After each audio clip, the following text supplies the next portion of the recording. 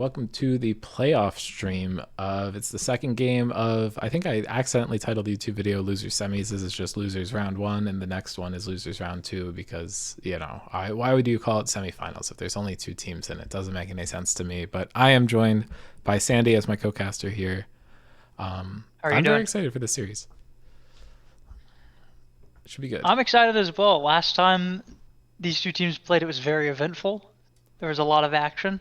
I'm hoping to see, for the sake of the quality of the game, I'm hoping for a little less action. But as a viewer and a caster, I kind of want just as much action.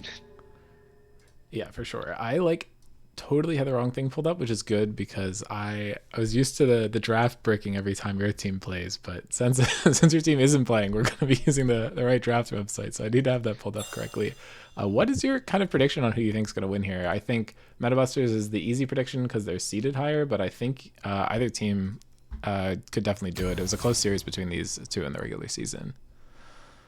Yeah, it's definitely going to be close. I think MetaBusters. I'm going to say 2-1 in MetaBusters' favor, just because I think PT has been established as the dominant team this season, and MetaBusters beat PT in the regular season, and they just took a game off of them in the series that got them knocked down to lower bracket. So I think MetaBusters still has strong showings. I think they'll maybe edge it out, but I do think it will go to 3. I think this is going to be a very close series. Yeah, I mean, I think the counter argument there could be that MetaBusters might just have a really good matchup into PT specifically. I think both of them are pretty well rounded teams, and if MetaBusters just has stronger points and the points that matter, that could get them an advantage there. The other team that I would kind of use as a benchmark for MetaBusters, since their game against Inferno, they didn't play against Inferno's main roster, which we are going to get to see run today. I think. I didn't look at the bot lane when they sent in rosters, but yeah, it is Brian and Draco. So this is probably the primo Inferno lineup, unless you count Rift flipping heads every single game as their best lineup, which could happen. We didn't actually get to see a real MetaBusters versus New York Nutbusters game, and I think that would have been a really good way to benchmark their performance in relation to these like fifth and sixth place teams.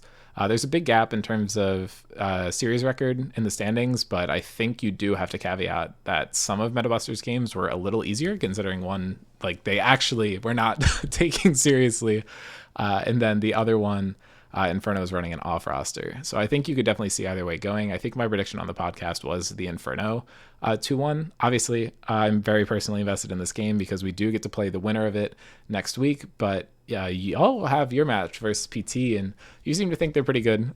So I think that should be a very interesting series as well. But moving on, we did say that the rosters that we'll see today are going to be really interesting. And the key matchup is actually going to be Brian versus Stav. They've played each other once, and it was a 2-1. This is what we saw earlier in the regular season, I believe. Both of them have Jinx in their top played, and I'm expecting to see Twitch be permabanned throughout the series. So it'll be interesting to see if the Caitlyn or the Varus come out. Varus is another champion that I expect to be banned this series.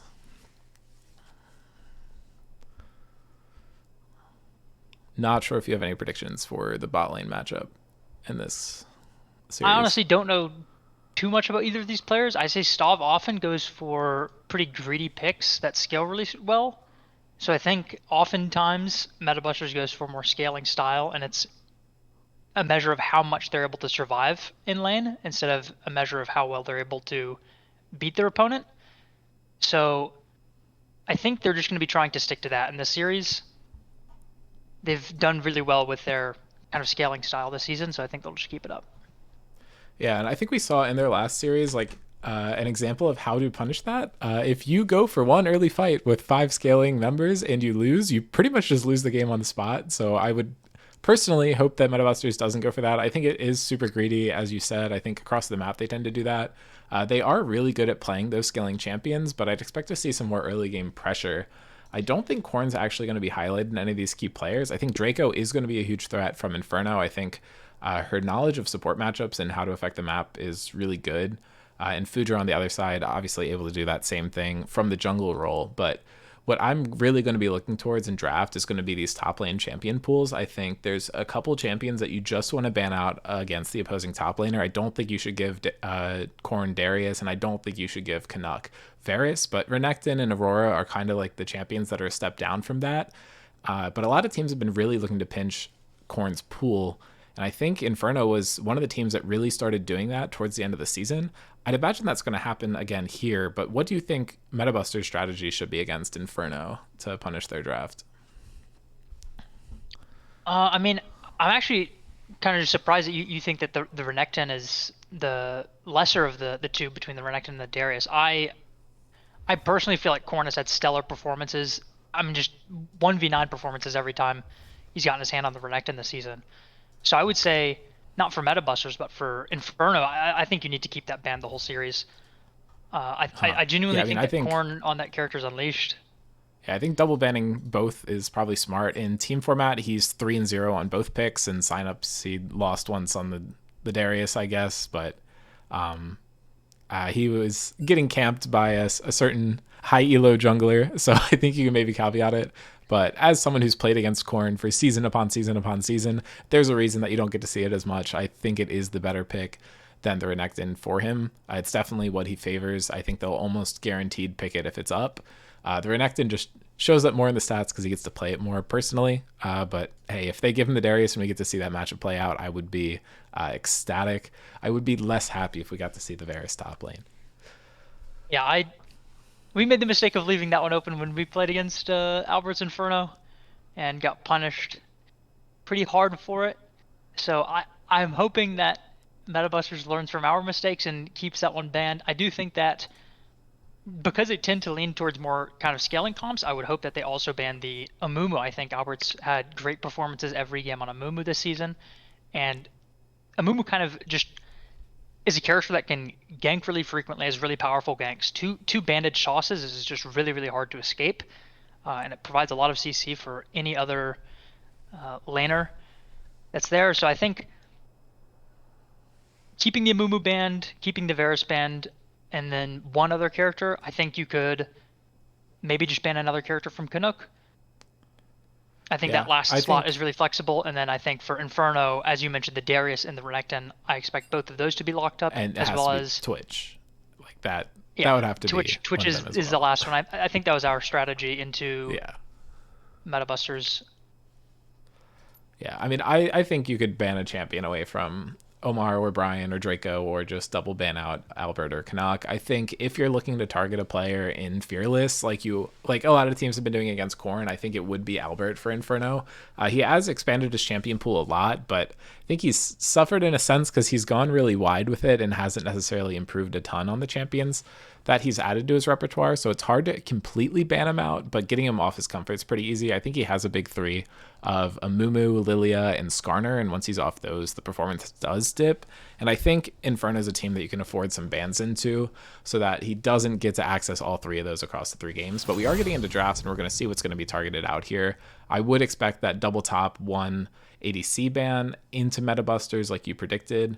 It could be interesting if they do something else, and we have seen Albert pick the Orange Jungle into Metabusters before, so that could be the first pick coming out here, but I kind of hope not. That wasn't the most interesting, but it did work quite well for them. Yeah, I do think that the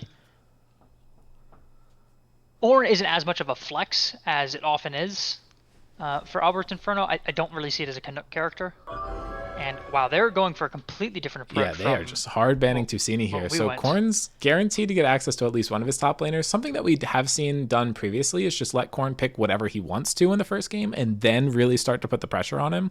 So maybe we'll get to see the Darius or the Renekton. And I think when you're not feeling pickle into Metabusters and you do have Canuck, I think allowing the counter to one of those strong champions does make a lot of sense. The bans for Metabusters are what we expected. They are picking Lilia over Amumu, but that's what I would do personally. And we might still see the Amumu come through, but Tusini getting really shut down here, banning some of his late game insurance champions. And I'd expect to see actually the Renekton ban coming through is surprising. Maybe this is going to be a Twitch first pick. Yeah, they might try and snatch that away. They could also snatch up the Darius. I think Canuck plays Darius if I'm not mistaken. Yeah, I mean, my thinking would be if Korn picks Darius, it's counterable, and if he's going to try to R5 it, you can just ban it out in the second phase. I think you need to pick Twitch here, and I think Inferno really dropped the ball if they're giving over Twitch to Metabusters without a real plan to counter it. They're just going for Milio, so they either didn't think about it, or they have some sort of strategy here. I think it's definitely the latter. I don't think you are going into a playoff game with elimination on the line, unprepared. I do think the Cassiopeia ban is interesting. I think that's generally more of a second rotation ban, especially if you're on red side. I also think the Tusini focus in the first rotation, I'm not a big fan of. Aurelion Sol and Kale are both really exploitable characters that you're able to punish really hard. They're Wait, more of okay, no, no, R5 no, no. characters, They so I'd don't save have it a for second plan. They don't rotation. have a plan. Twitch hard counters Jinx. What the fuck are we doing here? Is their plan to just int the first game? Nocturne Twitch. If they're planning to int the first game, I don't think you'd pick the Amumu. I do believe Right. that Emilio can cleanse the Nocturne blind, so that will be something. If people are playing close together, they'll get their vision back, be able to play the fights a little better. But I don't Okay, think that's the ideal thing that you want to ult as after Emilio. seeing the first 2 picks, or maybe the first 4 picks of the draft, I revised my prediction. Metabusters 2-0. What the fuck? This is crazy. Yeah, I think it's gonna be pretty hard to play this one. I do think Jinx is just a character that, in the kind of Scrimsman style of big splashy team fights where both teams, fist fight each other to the death, I think Jinx is probably the best ADC. I think it, even if it's a bad matchup and you're giving Stav the premium pick with the Twitch, I still think Jinx is just such a strong character in these games that it's not Yeah, outright I think bad. there have been a lot of times where Jinx has been really meta though, and the only way that they've allowed the Jinx to go through is if he had the Twitch because he thinks he can counter it. And I mean, time and time again, it's worked.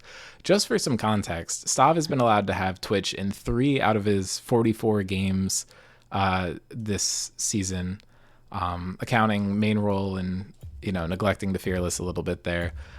He's won with it every single time, and he has a 6.5 KDA. He was allowed it once in a team format game against Snarkify Rebellion, actually, first game of the season, and he went 13-2 on it into your bot lane, which is a really good bot lane, and I think they actually countered it a lot better than has been done here. Darius and Katarina both banned away. I think that's pinching the last super threatening champions away from Corn and Tusini, which is a good move, and they're double banning Canucks kind of signature They champions, were but hovering Aurora's still the up. Aatrox band initially for Albert's Inferno to get it away from Corn, so it seems like they're leaving it up. They maybe are trying to get it to be picked out. Yeah, so they allowed Nocturne Oriana as well. So I think Jinx is just going to get one shot and removed from the map. Although if the lane goes how I predict it will, I don't think they're going to need to use both ultimates. I think Nocturne might just be able to take her out by looking at her the wrong way.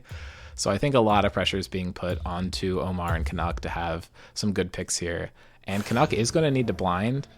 Korn does still have access to Ornn and Aatrox here, so probably not anything that gets countered by those. But we do get to see Omar's Akali come out. Paired with the Amumu, I think this is probably the best 2 picks in slot for Albert and Omar, and I'm really just very, very much questioning what they've allowed to happen in this bot lane here. This is also a great Akali game, by the way. There's a few things on Akali you really don't want to see, and none of that is on Metabuster's side. You're completely fine as Akali, not scared of anything. Twitch ulting through your shroud is maybe something, but yeah, the blind as realistically, a hen is kind of awesome. I don't really know what Korn's going to pick into it, and that does deny a pick from him. I think once you get away from those top 4 champions, the hen is pretty high priority for him, and I don't think Ornn or Aatrox particularly counter it. And I also don't think either of them deal with the Akali in the way you want to. I think maybe Mordekaiser could be an answer to Akali, but I think Akali tends to win that lane top, so I would assume it's not a huge counter, but you'd probably know better than I do. it's more for the mid game. You can just ult the Akali when she R1s. Since Akali's damage is backloaded, you need to use that R1 first, and then sit in Shroud for a little bit before you can get your damage off. You're gonna struggle to burst down the Twitch with this Mordekaiser pick. They changed Mortal to give true sight of the target, or just sight, I believe, when you're ulting, so the Shroud can no longer cancel it. This is going to be a reliable way. If Akali's R1ing onto your Twitch's head, you can just grab the Akali, and then Twitch is safe for the rest of the fight. So I think that's actually a really good response. Yeah, I think the slim good news here is I think Inferno's actually favored individually in every single lane except bot. I think the Akali Orianna is a good matchup for them. I think Zahen actually does fare pretty well into Mordekaiser, and I would imagine Canuck's more experienced on the Zahen than Korn is on Mordekaiser. It's not a pick we see from him too much. And obviously they did pick the Amumu. I'm also familiar with the Tusini Orianna. I know Omar plays this Akali, but I don't think I've seen Tusini play that much Orianna. Yeah, he hasn't been touching it much this season. He is a pretty seasoned player. I feel like I trust him to pick pretty much any mid Okay. lane champion. Looking at his entire Scrim Zone career, though, Orianna, he's only picked 4 times previously, and he's 1-3 on the pick. So it's not as good for him as he would like it to be. And okay, he played it into my Syndra, which I don't count as like a human mid laner. He did lose that one, but there was an Avery Darius incident, which some people know. He actually has played it into Omar before as one of his losses. He went 0-5 into Omar's Cassiopeia, who went 6-0-10. And looking at the other games, he was able to get a win into Lysandra, and he lost a game into Cho'Gath mid, and there was an Anivia top this game, so a little silly. But he's definitely played I it think I'm before. remembering the Orianna Lysandra game. Was that against SKT? It was against SKT, but I believe it was Yeah, I'm remembering that one. a few seasons back. I don't think that was... Oh, okay. There was another SKT game where they Yeah, picked... it was season 9 where that transpired. Oh, it was SKT versus Rift Sharks. They picked... GameCase picked the Lysandra into the Orianna, I believe. Yeah, so I think we're gonna have to wait a little longer Kyle's because we have to Orianna, do nonetheless. tournament That was a crazy drafts game. because of April Fools. So it's gonna take a bit to get into games. So we do have some more time to break down the draft. I'm gonna try to pull up the players' records on these champions to get us a bit more intel. But I don't know. How do you feel about the Aurea Kali lane? I feel like that's probably the most that we know about any of these matchups. Yeah, I mean, it's Akali. As I said, there's only like a few things that you don't want to see. Orianna is a very strong laner and probably has the highest damage output into Akali out of any mage. But once you get level 6, the matchup is just very, very Akali favored. I think we'll see how well Akali plays the first couple levels is, I think, the interesting point, but then after that it leans very heavily towards the Akali. Yeah, so do you think Omar should take Ignite in this lane? I feel like he tends to not, even in lanes where he could get away with it. I think Tusini actually tends to favor more combative spells, so I do want to know your summoner spell prediction for this matchup.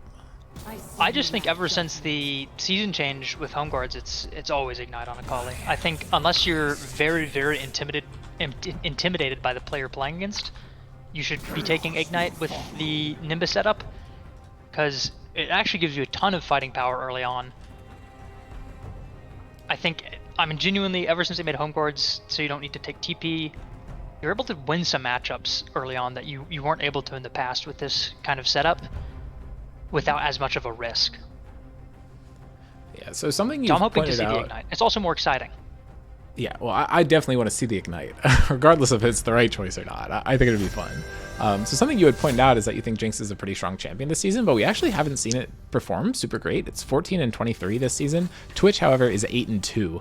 I think that's probably because Twitch is a bit more of a niche pick. We don't just see it slammed, but something interesting to note there. Overall, I don't think we care as much, but these champion matchups, actually the Twitch and Jinx is a lot closer in Scrims history than I thought it was. Twitch is still up 5-4. His KDA is a little better, but not in a super significant way. The Milio actually matches really well up into the Nami, which I wasn't expecting. And across the map, it's pretty even elsewhere. I think looks like Nocturne got the win over Amumu, but not super convincingly. And Orianna Akali is actually almost dead even. Their KDAs are off by 100th of a Yeah, that's interesting. kill, so kind of interesting. The player matchups is not what I was trying to look at here, but I will go back to that. The past performance is very interesting, though. We have Canuck with the only first time in this lobby, Korn 3-2 on the Mordekaiser previously, with a honestly pretty horrendous KDA. It's not really what you want to see. Albert, much more experienced on the Amumu, and Omar and Tusini both have 25% win rates on their champions, but we do have to caveat that Inferno has not been a very winning team for the last few seasons, and Omar has always looked good on his Akali, which you can kind of tell with that 5.17 KDA. However, Stav 23-10 on the Twitch with a really good KDA, and Brian only 1-4 on the Jinx, which is kind of considered to be a signature champion, which is a bit unfortunate. And Draco and Jacob with about similar win rates, but obviously Jacob clocking in at 93 games on the Nami, the most any player has ever played on a single champion. Really? That's a ton of games. Can I he will get say, to though, 100? about the Jinx having a poor win rate in the server, I would say that people are very frequently not drafting around it well at all. I think this game is kind of an example. I think there's other games this series or this season that I could bring up that are a good example of Yeah. it, where Jinx kind of wants a couple key pieces, and if you don't have those key pieces, Jinx is gonna have a really hard time. You can kind of go two ways with it, either playing to set up that first reset or playing as a full front to back kind of peel Jinx comp. And I just think oftentimes teams are not going well one way or the other, or picking it in situations where it's bad, like in this game where they're picking it into the Twitch. Yeah, So I I honestly think don't think the supportive champions around the Twitch or around the Jinx are terrible here, but picking it into showing Twitch Nocturne is a really bad idea. I don't think there's any peel in the world that's really going to keep you alive when it comes to that. I think you'd need something more aggressive, like, maybe like an Rel or an Alistar, something that can just eject those champions from the fight, yeah. which we don't have here. I think. I honestly am not huge on either the Zehen or the Akali with the Jinx. Akali is good at getting a kill, but it's kind of a few seconds into the fight and it's the person in the back. I think something like a Syndra is better with the Jinx, where you're Okay, so the Akali's hitting hard the for the front Jinx target. to like kind of both have hit the same target. Yeah, I just think Okay. it splits the fight up a little bit. I think Jinx is a character that's really well when you're focusing the same target. People are focusing it, calming correctly, fighting correctly, and drafting correctly. But I think it's a little hard for Akali to kind of look the same people as Jinx. I also think Jinx has a hard time hitting a number of people on this team. I think hitting the Orianna is going to get you ulted. You're not going to be hitting the Nocturne because Nocturne's just going to ult on your head. He's never going to be in range for you to hit before the ult comes through. Twitch is going to be in stealth. Nami's going to be behind the Twitch. Mordekaiser's kind of the only person you're hitting realistically, I think. Right, and he's probably going to ult someone, and he's not even going to be on the same plane of existence as you. So yeah, so I genuinely think this is like hard game for Jinx. Yeah. I mean, you called it very early on that you just favored the Metabusters draft. I mean, it was as soon as they picked the Jinx, you and favored Metabusters. Like, even ignoring the bot lane, they have Nocturne Orianna. I don't know. I think you have to not have paid any attention at all to not know that Stav's best champion is Twitch by far. And I think if you're trying to pull one of those games where it's like, oh, we'll just give them all their good picks in one game and then we don't have to deal with them the rest of the series, I think this is a fine comp to get that over. But you don't want to be picking Milio, Jinx, Akali, Amumu into that comp, because now you don't have those champions. I think there is a strategy in Fearless, which I think is super unfun to watch and kind of anti-competitive and not enjoyable in any way. But it would be a game like this where you give them all of these good picks and you pick nothing good for your team and just kind of sack the game. You make it playable, but maybe you pick some like champions that you won't play as much, but have good matchups into what the other team's picking, which you didn't do here. You not only did you pick champions that have bad matchups into the other team, you're also ideally stealing theirs. So I don't know. If you're stealing their characters and they're picking their own, and you're sacking, and it's a best of 5, I think that strategy works. I don't think it works in a best of 3. I don't think they're stealing characters. They're picking their own. Yeah, I mean, I don't think that's what's going on here. I think they're confident with what they're doing. Yeah. It seems like this is an idea that they had, but they just, I don't think, anticipated Metabusters' idea as much. Yeah, so I guess to give them the benefit of the doubt, I'm being a little too critical. Milio, Jinx, and Zehen, I think, are all denials. I don't think they're ever picking a Mumu or Akali, and I think you're kind of wasting those comps. But if you're using them as a band-aid to make your comp better, to give yourself some comfort, I think maybe it's okay. But, I mean, we'll have to see how this plays out. But I really think ever giving Stav Twitch is a mistake. And if you do, you need to pick a hard counter into it in the bot lane instead of picking Twitch's like best matchup. I think this was a big mistake. But happy to be proved wrong, as always. I honestly wasn't happy with Inferno's draft strategy just out from the bans. I think that, as I mentioned, Tusini often plays these kind of exploitable mid lane characters that take a long time to come online. And we were talking before the game, we kind of want to see a change from Metabusters, have a little bit less scaling, and banning away the characters that we didn't want to see anyways, I think is just further pushing Metabusters to the right direction, picking something like this Orianna Nocturne to help facilitate their Twitch scaling. Yeah, and I think the other big thing here is that you're actually able to pick a champion for Corrin that he might not necessarily play that much and get away with it. I think they're so happy with the rest of the map that picking this Mordekaiser isn't that bad, and he's actually pinched none of his pool. Zahen's taken away from him by the other team, but that's it. So I don't know. I think this will be interesting to see how it plays out. If Draco dies here at level 1, it's going to be real bad. And Fudra's actually starting up by counter jungling right away, denying this Raptor camp, and I don't even think it's on vision. I think they know because Omar kind of walked in that direction, but they definitely don't have confirmation. Ignite is coming out from the Akali that was taken. Not used level 1 though, but yeah. The Electrocute trade is still given. Tusini had to have walked up too far for that to happen. Ordinarily, Akali can't get the Q auto Q trade. Level 1. Yeah, the early trading is going decently for Inferno, and I mean, if they're able to play around the Milio correctly and use that to help survive the Twitch's burst, I think it could be potentially decent. It doesn't mean I love it, but I mean, Draco is a good support. I think she can make it happen if anyone does. And Canuck's trading super heavily into Korn to start off this fight. If he just goes for a full-on all-in and gets his passive, it would be really hard for Korn to win, but both of them do have Ignite. So I'm expecting some early fighting. Yeah, top lane has really shifted with the addition of free TP once you finish your quest to combat sums. It's made it a lot more interesting to watch. I haven't played any top lane myself this season, so I don't know if it's more fun to play, but... Yeah, Albert just checking. He gets spotted on the ward. They pinged him out. He's missing 2 camps, but Omar just going in for this fight gets a huge chunk onto Tusini. But I think Amumu and Nocturne are going to crash into each other up in this red side jungle. Future is also only taking 3 camps, and he doesn't have level 3 because of the camps he took.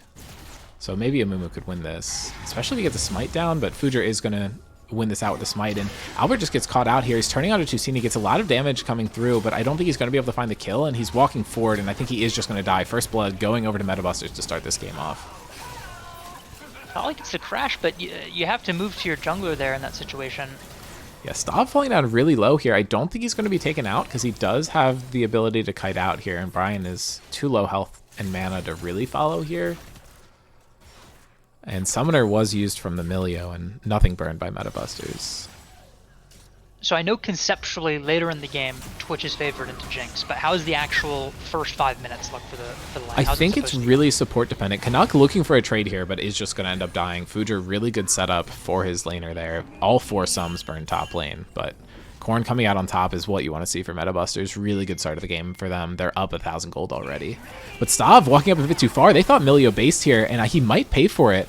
I think this should be a kill over to Jinx, but sums had already been used by Inferno, and that bubble was huge, but they're able to trade it back as a kill going down to Jinx. Both ADCs getting a kill, and now Albert has entered the lane. I think Jacob is going to fall down as well. This still is going to be 1,000 gold lead for Metabusters at the end of all that. I think if Brian had not walked into the Nami bubble, I think maybe they just come out cleanly, but still a good play. Completely. Great positioning from Draco, hiding. The Twitch was looking with the stealth to try and find the Milio, but Draco's still just a little bit out of vision, found a little corner. And this is something that we did talk about at the beginning of the cast, where sometimes Metabusters will pick really good scaling picks and just play a little aggressive early, and if they flip wrong, it goes poorly, and I think that was just Stav being more aggressive than he needed to be. They didn't have confirmation that the Milio had based, and he did lose his life for it, but getting that serrated Dirk early, definitely pretty nice, so I don't think he's too upset about it. The early lethality is going to help him a ton into the Jinx.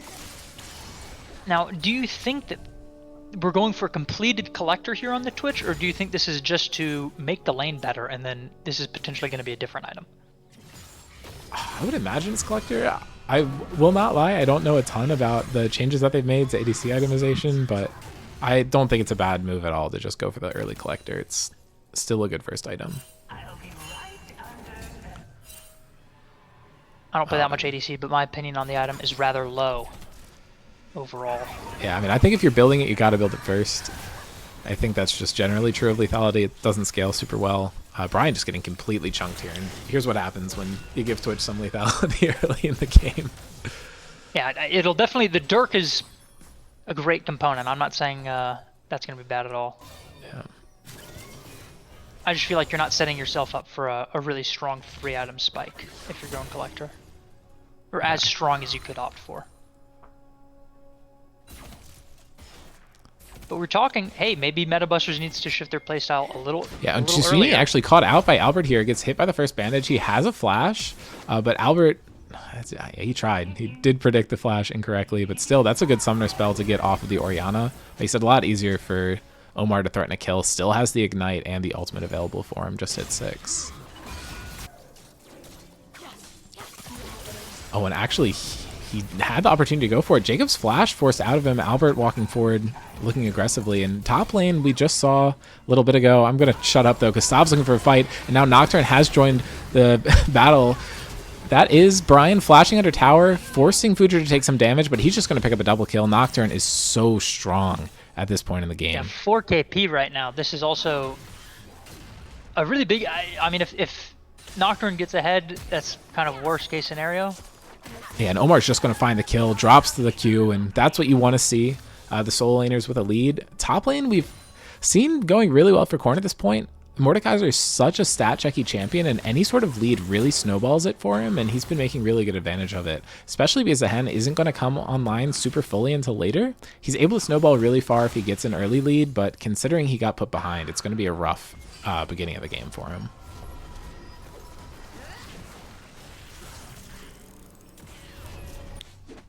I'm surprised Akali's...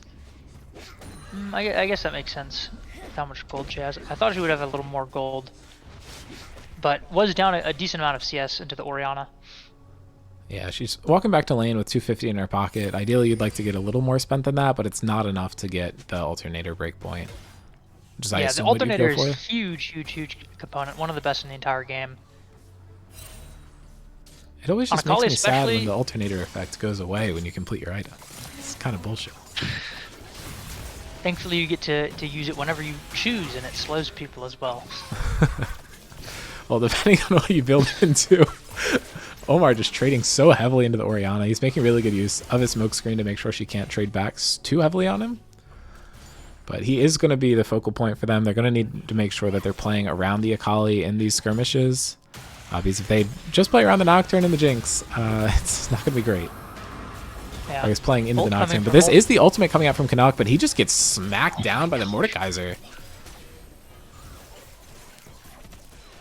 He's just overplaying his hand at this point in the game. Big issue for Zen at this point. I mean, I think this was a really great pick from Korn here.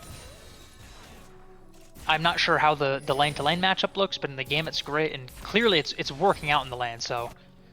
Yeah, I think it's fairly even. I think a lot of matchups are Zehen favored just because of how strong the champion is. I think the same could be said about Mordekaiser. Someone can probably fact-check me in Twitch chat, but I think Korn having a matchup he's comfortable on is important. And he's definitely paying off. It definitely helps that the Nocturne was able to give him a bit of an assist here. But Future getting caught out on the grubs. So much damage coming down immediately. But he is going to use the ultimate to escape onto the Hen. But huge Amumu ultimate hitting both of them. There's going to be a shutdown going over to the Hen. It's going to be a second kill picked up for the Akali. That's double shutdowns going over to Inferno. And they're closing the gap. It's only down to 1,000. If you're meta busters, you're supposed to be playing Avoid the Akali right now. Especially when you don't have this Mordekaiser ult. I'm not exactly sure why they it was just a really greedy grubs take. I think they saw that they were ahead and they wanted to capitalize on it, and they just did not have eyes seeing that the Amumu and Akali walked up. Future didn't have flash, so he couldn't have just gotten out. For one of those kills, by the way. Yeah, Stav just dropping the ultimate here. He's not going to find a kill, which is a pretty big deal. I think you want to be able to find something better than this with your first ultimate. He did not get any summoner spells out, and I don't think he's going to have a CS lead after this wave. Yeah, plates are even as well. They might even lose this one, which would be a shame for them. Yeah, I feel like you might just want to hit the minions slower to make sure that the plate gets denied. Yeah, they definitely could have there. Yeah, it would have just been like wait on like 2 autos.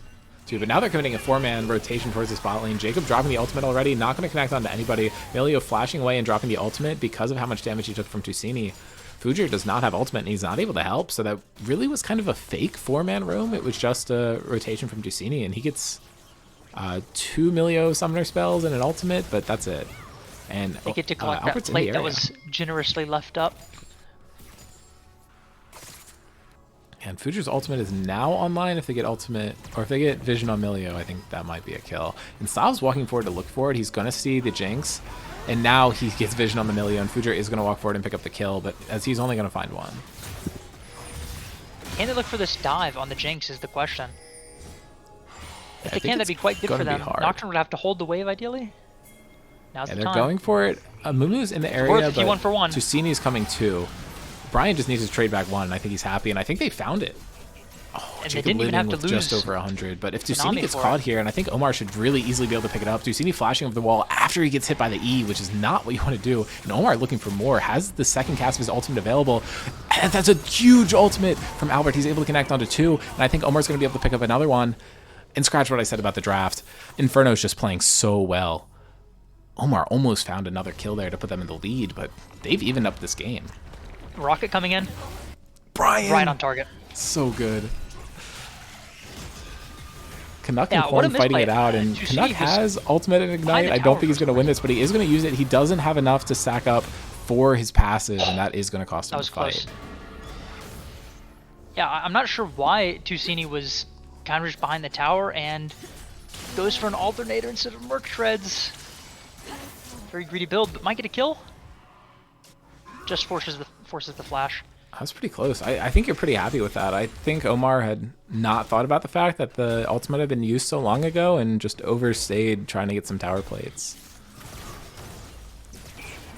But now Stav walking forward, looking for a trade, not able to find too much here.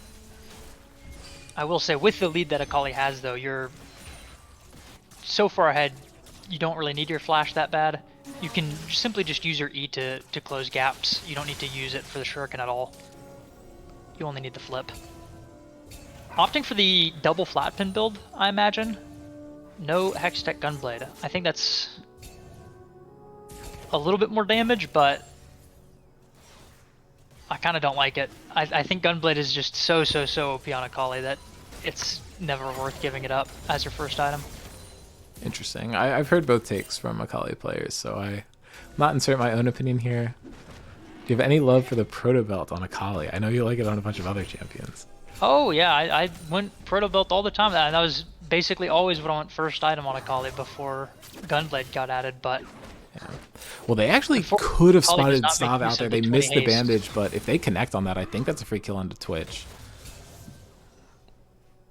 Good Part of my movement love for Rocket Belt is the fact that it just has completely obscene stats for how much it costs, but Akali does not make use of... Yeah, Stav's 20 not spotted haste. out here, but now he is. And huge Oh, play my from word. Albert. He has the ultimate, but he decides to hold it, waits to peel his team defensively. The Millie ultimate comes through, but that's so much damage in a burst. Twitch able to pick up a kill, and Brian trying to hit onto Fujer. He's able to get it with the ultimate. Now he's just trying to cut out the Mordekaiser. This is 2 kills in favor of Inferno, and Canucks looking for another one. He's going to drop the ultimate, forces the flash out of Jacob, and I'm not sure if they're going to be able to find another kill on it. Brian flashing forward, trying to kill the Nami, and is going to find the damage. And now the res is coming out for Zehen. It's the first time so far this game, and Korn trying to kite out of this. I think Canucks should probably just stop chasing and they take the dragon, and that looks like what they're going to do. That is in the favor of Inferno. They're coming into a good place in this game.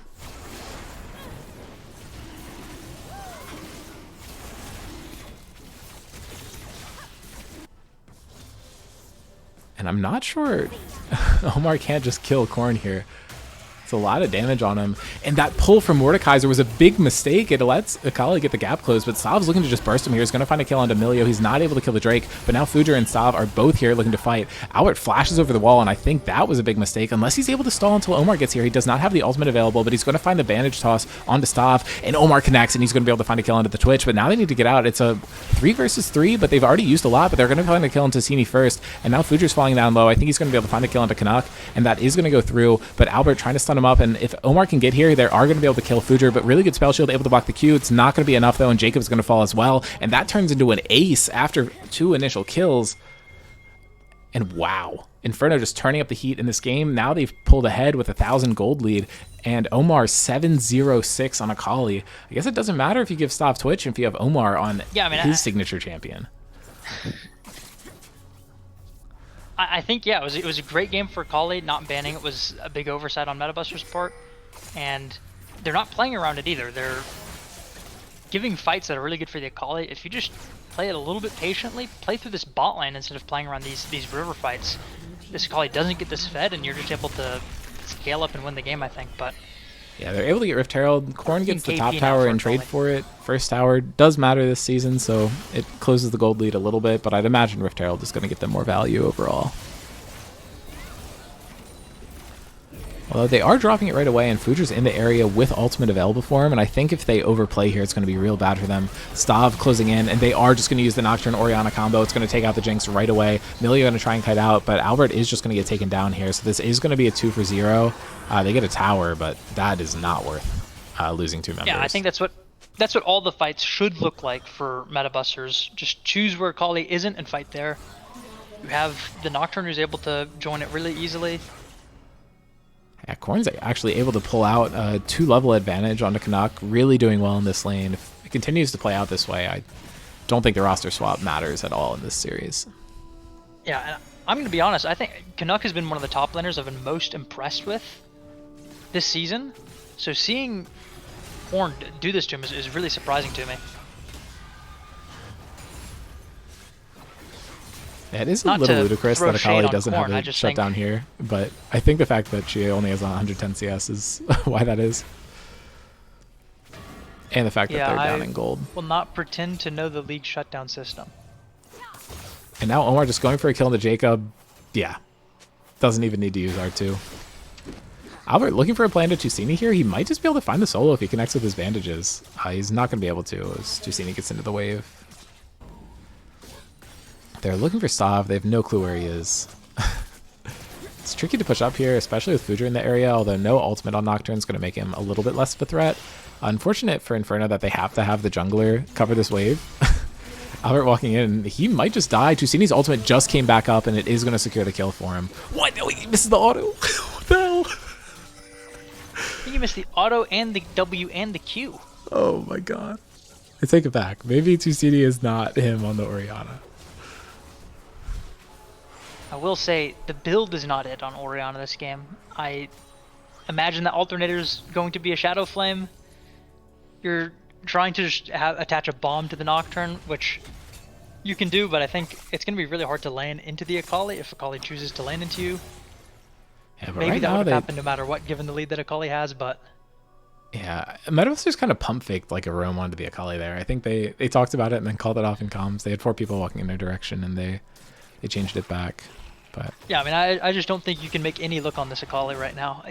Without, I mean, Mordekaiser won't be able to fight Akali in the Death Realm, and that's kind of the only thing you have for the Akali is the Death Realm. Yeah, and Tusini probably just going to die here if Omar can gap close, but he had a good idea and caught him out in the bush. So hard for them to match the Akali in the sides right now. Well, it's very easy for them to match this hand. They just put Korn into it and he owns him, so I don't know. Yeah, I mean, I think if Akali wasn't so fed, you could swap the matchups, put the Mord into the Akali and the Aura into the Zen, and you'd have 2 winning matchups if the game's even, but that is not what transpired. So Akali should win side wherever she goes, and you can't really make a look onto her either. Yeah, the big thing sticking out to me this game is the difference in jungle CS. Fudra's doing a really good job of denying CS from Albert from his own jungle and just forcing Albert to be around the map. It's very easy for Nocturne to gank from range, so he's able to just keep farming and doesn't have to actually physically be around in a lane to pressure it. This dragon fight's going to be really interesting. With the early positioning, it seems like Inferno might just want to give it. It's really hard for them to walk into it, and if they do, they're going to get spotted out and collapsed on by the Nocturne. But if they're not able to collapse on the Akali, I think this is probably still just a winning fight for Inferno. Pressure is going to be on Albert to find a really good ultimate, though. And here comes the engage. They're able to find a shockwave onto basically nobody. It looked like no one took damage from it. Huge Albert ultimate, though. That connects onto 3, and the Milio cleanse is going to keep everybody alive. And I think this is just going to be a 5 for 0 ace. Stav trying to run away, and they're just going to take out Korn. And this is just a 5 for 0 triple kill for Zehen. He's back in the game. Who cares about the early laning phase? And this is going to be the second dragon for Inferno. This is a drag you're able to give. They don't need to fight that. Even if they execute it well, which they didn't at all, I still don't think that's a good fight for them. Yeah, what? Did you see what happened with the Ori ultimate? Because it did a little damage to somebody. It was just fired off early. Okay. Are they just... They're starting Nash on spawn. Yeah, I mean, I think you can. I actually think there's one way to lose this game as meta busters, and they did it. Yeah, I mean, if you're not practiced on the knock Ori combo, I guess it's difficult. Akali might I just just want to think back you can't here. feed the Akali. That's all you have to do is not play fights where Akali's gonna Yeah, completely I stomp think the Omar's game. probably just dead here unless he can get over the wall. Yeah, he's It's fine. a little greedy. Good thing he didn't get punished for it, I guess. If the Nami was with the Nocturne and the W bounces, he probably just dies. But they're able to pull off a very clean dragon fight, and they get the Baron off the back of it. They're going to be very, very strong. Now the 1k shutdown has arrived on the Akali. Now Yeah. that the gold lead is in favor of Inferno. It's so sad. If you're Mordekaiser here, you need to build full magic resist and just ult the Akali every fight. Yeah, and now Brian just getting bursted down by Stav. He's forced to flash away, but the Milio ultimate is able to keep him alive really well. He didn't have to barrier. That's probably the chance they had to punish. I think Canuck is really dead here. He's going to need to walk away from the wave and just base. They're pinging down on him. It doesn't seem like Inferno knows it's happening. They're deciding to take the blue buff before killing him. He does have empowered recall, so he probably could have just pressed B, but he chooses not to. And actually, I think them delaying to take the blue buff might have given him enough time to get out. If he ults backwards, he's just fine. I don't take blue. Just kill him, I think. Nah, bad idea. Looks like they might get killed in return. Have to use the Nami ult to disengage. Akali's free farming the bot lane, getting a side turret. Medja was picked teleport up. from Mordekaiser out to collapse on them. Nocturne ultimate coming in. They're not able to take the spell shield off of Fuger, so that shockwave is going to connect huge. But huge ultimate from Albert. He finds all 3 targets, and I think they are just going to take everyone down. And he's able to keep Brian alive too. That's so criminal. It's a 3-for-1. Milio is going to fall, and it might be a 4-for-1 if Canuck doesn't end up dying here. But if he keeps walking into Ori, he is just going to die. So maybe don't do that. Albert should be able to find this though if he hits the Q. Surely we don't have multiple people die to Oriana. Almost. God, If that Q Brian was should have aimed died correctly. there. What are we doing? What is happening? I I mean, genuinely do not know why Canuck was chasing there. I think this game's over. If you're losing the 4v4 when Akali's not there, I genuinely think this game is toast. Yeah, I mean, you have to credit Albert though, because he's hitting as many people as like more than you think possible with Early the Amumu on every shouted single out the time. Amumu. I think that's the... Yeah. If I'm playing into Albert's Inferno, that's the one character I'm banning every single game. Guaranteed, or not the one character, but that's one of the ones that I'm... I mean, actually, I told my team, I'm like, hey, I don't want to play against this Amumu. I was like, I don't usually ask for bans in our games, but that's one where I was like, hey, I don't want to see the Amumu. Every single game he's gotten the Amumu, he's had a complete pop-off game. Yeah, he's playing And it's fucking happening again. Vancouver and Mumu too. He's really putting the hurt on. Although now again they have it overextended mid lane and Nocturne is here, so it could be a 4v3 for them very easily. Jinx is going to get her hyper proc from her passive, so they're just going to chill out. But Canuck looking to put some damage down to this tower. Maybe there's another chance for them to rotate on him, but it went so badly for them last time, so maybe they'll rethink that decision. There is a minute left until the dragon's up. If they can catch someone out in rotation with the Twitch, I think that is their angle. They have really good punish with the Nocturne as well if they're able to get that Farsight coming down. Fuger himself doesn't have Farsight, which I think is probably the wrong decision on Nocturne. It's really helpful for him to find engages. But I think if they're trying to fight around an objective, Sweeper can be fine. I think he is one of the few champions where you do want to kind of alternate based on the situation of the game. Yeah, I also think Yellow Ward is typically better for sideliners, but I don't know if Mordekaiser super needs it. I'd rather see the Oriana have the yellow, Nocturne have the blue. Yeah. I think Mord Mordekaiser have does the- have yellow. The red. I think Akali's the only solo I'd laner. rather see Mord have the red. Oh, okay. Like just shift the 3 things. So I want to see the same number of all of them, but Okay, yes. Yeah, just I change who agree. has them. Sorry, I misunderstood what you're saying.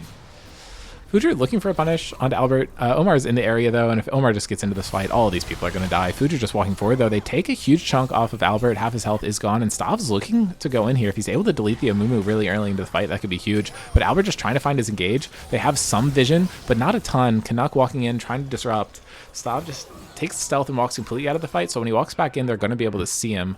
Albert's health bar is the most concerning thing to me here, and Milio having to blow that really long cooldown on the W to keep him alive at the beginning of the fight.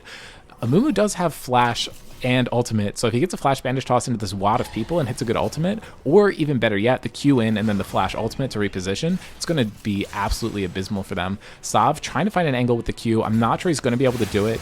and it is going to run out, and Albert just goes in, finds the angle, hits 4 of them, but he's so split from the team, and he's just going to die right away. But they're able to find Jacob to try to get the Jinx to reset. I don't think they actually found it, and the Amumu, the Shockwave, is huge, and Stav able to find a shutdown here, and they are going to kill the Zehen as well, and I think this is going to be an ace for them. It is a 1 for 5 in exchange for Inferno, but I think actually they got 2. They're able to find the Twitch 3-man too. Shockwave coming out there, I believe. That's yeah. Albert just pulled the trigger way too early. His team find. was not able to follow up at all. I honestly don't know if it was the Amumu look that was bad. I'd have to see the fight again, but it was a good angle. I think they're maybe wary of the Twitch, so they didn't want to walk too far forward. I think some communication could have led that to panning out better than it did. It seems like the players were just not on the same page to me. Yeah, all the shutdowns, it looks like. Actually, Amumu shutdown went to Nami, everything else went to Twitch, and he now has 3.5 items, which puts him full half item ahead of the Jinx, and he's basically even with the Akali. So, not a good state purchase for Inferno here. Going to 0 stacks off 1 death. I love seeing Magi purchases get punished. I do accept when it's on my boy Omar. But I don't know. I still think you should be punished for allowing the Twitch to go through, but we'll see. I think there was a number of draft mistakes this game. I think there was a number of gameplay mistakes. Yeah, we'll have to see how it plays out. This is a much more even situation for the Baron. Actually, everybody's alive this time instead of the entirety of Metabusters being dead when the Baron started up. Stav looking for a play here onto Brian, and now the ultimate coming in onto Zehen, which is a very interesting target choice. If they're able to burst him, it could be good, but he's just looking for the damage onto Tusini. He's trying to stall out. If he gets the revive off, it could be good, but he just doesn't get enough auto attacks down for that to happen. I don't think taking out the Zehen is a huge deal. He's pretty ahead, but the rest of the 4 should be able to find good fights, especially if they can just kill the Twitch right away, which they do. It did require the Akali ultimate, but Omar is still going to be a threat without it. And if Albert can find a huge engage, I think that could win them this fight. It's a 1 for 1 across the map, and if they stop taking damage from Ori, this could be huge. They're all sitting on a ward, which I don't think they realize. So if Albert can find an angle, I think this could be huge for Inferno. Albert kind of off vision here. If he can go over the wall, it would be really good. But I think both teams are probably just going to ignore the Baron for now. Ori has ult. Yeah, as do Milio and Amumu and Jinx. A lot of ults still around. But back to farming. Seems like a good enough choice. Gives both teams time to clear out some vision. The problem is Nocturne ultimate is available, so Inferno can't be too greedy. If they split up at all, I think they can be taken out very easily, especially with the ball delivery here. But Fujer just getting spotted out here.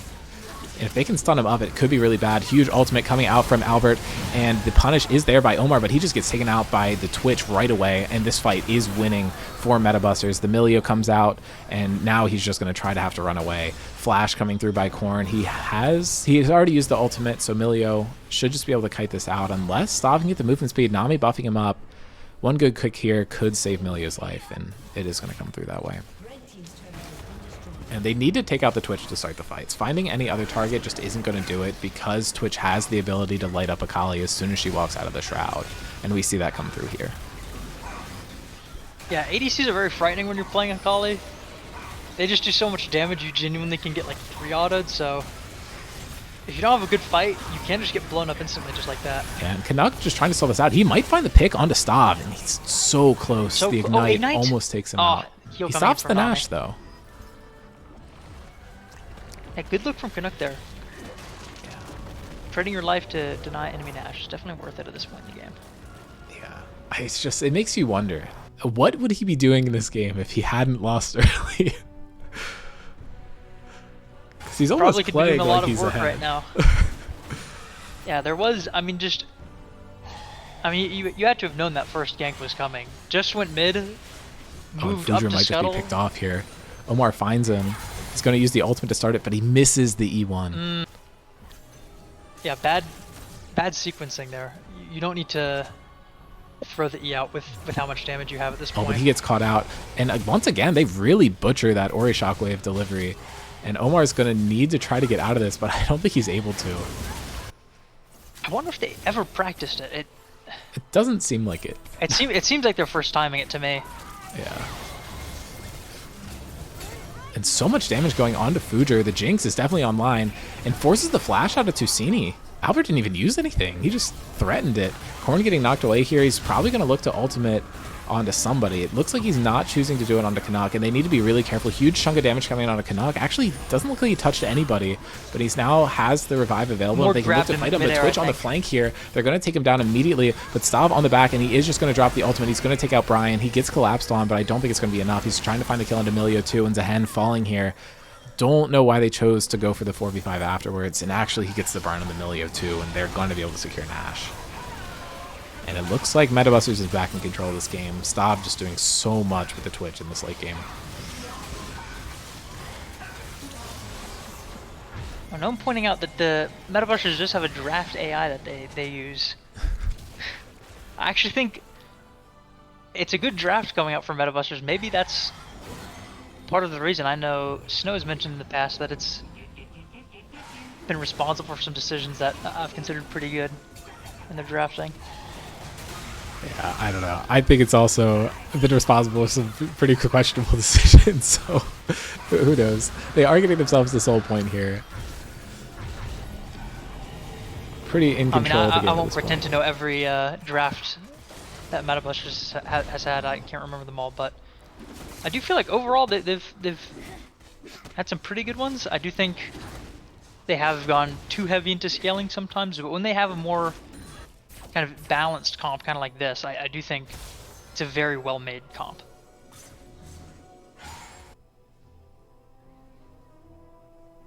Yeah, I mean, we'll have to see if they get better at executing the Ori and Nocturne. I think failing to execute that combo in a team fight that's more even terms could really punish them. The last time didn't really matter because Nocturne was just going to solo kill the Akali there anyway. But looks like the Zehen just trying to split here. They have Mordekaiser matching. I think with both of those champions missing, if you're able to take the Twitch out right away, it's really big, but he's able to purchase the Guardian Angel at this point, so it is really hard to properly punish the Twitch. It's not an item you can get on Akali to match the threat there. Although she does have the arm guard. Another item I want to point out is Mordekaiser's Canic Rookrun. This is exactly what you need. If your plan is to ult the Akali in the fights, which it absolutely should be, this is the item that's going to help you survive most. If you grab her on the R1, she won't have her cooldowns by the time she goes out, and if she tries to kill you, now they're just ulting. The Orianna combo actually finds everyone there. They hit 3, just immediately delete 2 with Stav getting the kill credit, drops his ultimate to finish the punish, and it's so hard for them to defend here. It looks like they walked into each other there. I mean, I genuinely think they... And maybe they walked to try and like peel the Nocturne out. And their first instinct is to group up to not get picked, but then they just get Ori ulted. This might be the game.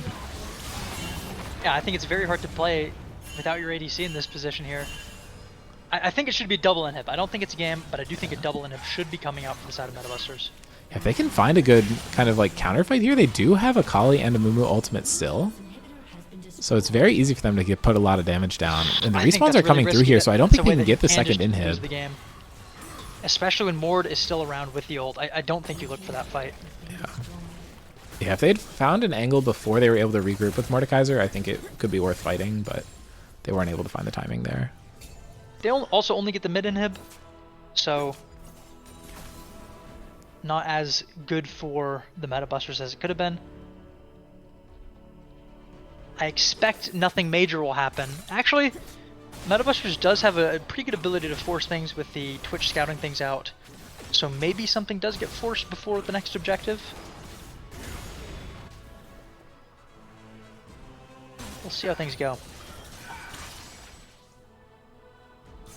Yeah, the amount of power picks in this game is quite surprising. The next one is going to be a very different game. I think the quality of play is probably going to go down. You're not going to have Omar Albert and, I mean, what? Don't say the quality of play is going to go down. Please don't say that. 5 people who are on their most comfortable champion right now.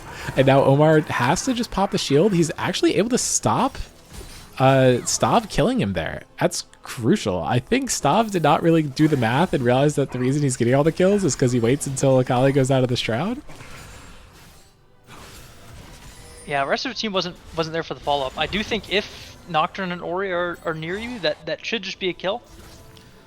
Yeah, and Twitch Ultimate's going to be back up in time for whatever objectives are transpiring next. The 3-level lead top lane is so gross. Yeah, I think that's a good timing to have a quick little look where, you know, you're playing the team that's able to force something pretty easily. Yeah. I just don't think they had everyone there that they needed for that to happen. Yeah, I think a really good ultimate for Amumu could still flip the tide of the game. You still have Jinx after all. Yeah, absolutely. Which is a very upfront AD carry, whereas Jinx can really just carry a team fight. Both teams are very explosive with their damage. I do think there's a world where Twitch goes into GA and comes out and the entire team is dead. Yeah, his ultimate's back up, so they do need to look out a little bit there. Canuck just got chunked for half his HP.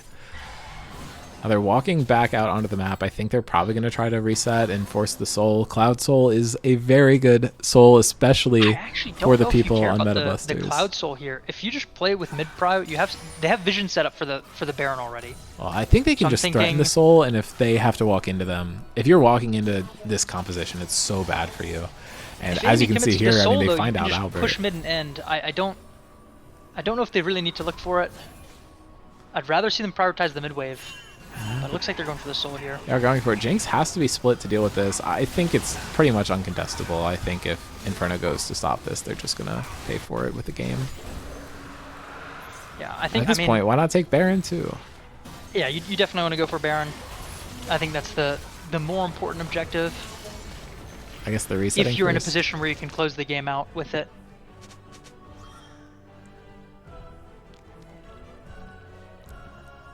Yeah, I guess they get the arm guard on Ori. That probably matters. Coming in. Yeah, that's it's a great pickup. QSS for Twitch. It's pretty good. The damage from the Amumu is still pretty big, so I think you're not able to cleanse that. But you do have magic resist now, so you're helping with it. Twitch isn't here. If they're able to find a really early engage before Twitch gets here, it could be big, but... Oh, because he completed the Mercurial. Yeah. That's why he was waiting. Okay. They didn't know he was doing that. Yeah, Twitch is maybe a character where the enemies are paranoid enough not to this is so bad. Pull the trigger, but that was a risk. Not the best vision setup from Metabusters. The rest of the team is not here at all, though. And Albert looking to get picked here. He gets feared into them, and he just doesn't even get to drop the ultimate. That should be game. Yeah. Got the ult off on the Akali. Yep. This is why you pick the Mordekaiser in this position. And there comes the Nocturne. Ori just used Shockwave, or just came up, I think. Anyways, Ahen going in. He's trying to get something done. I don't think he's going to be able to find it. He gets Jacob. He's going to lose the game, though. I think Inferno had their window. They did not punish on it correctly, and the Twitch just got too big. I mean, from draft, I think this was hugely Metabusters favored. I think the Akali pick was excellent. I think not banning it was a mistake, but then the Mordekaiser response was perfect.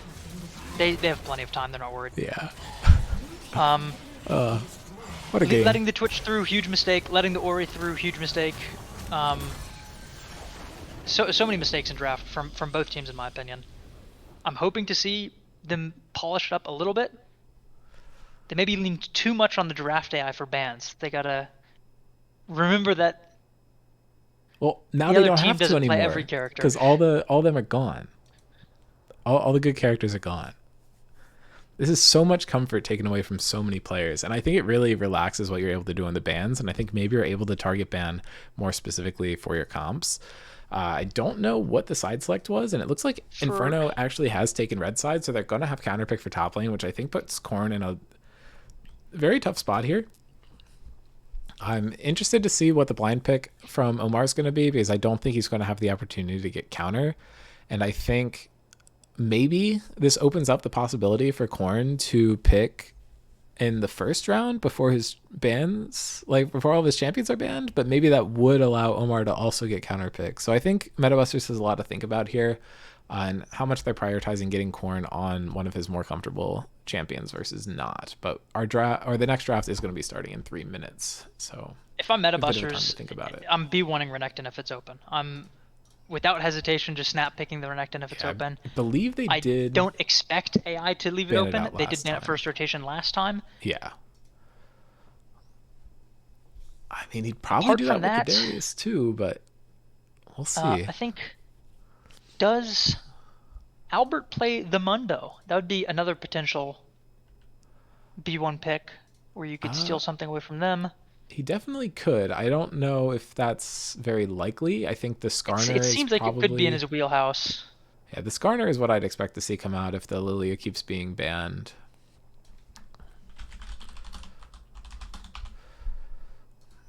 But, I mean, it's entirely possible you can just let it fall. He has a lot of picks that are, you know, nowhere near as good as the Amumu. I think it's hard to match that performance that we just got to see.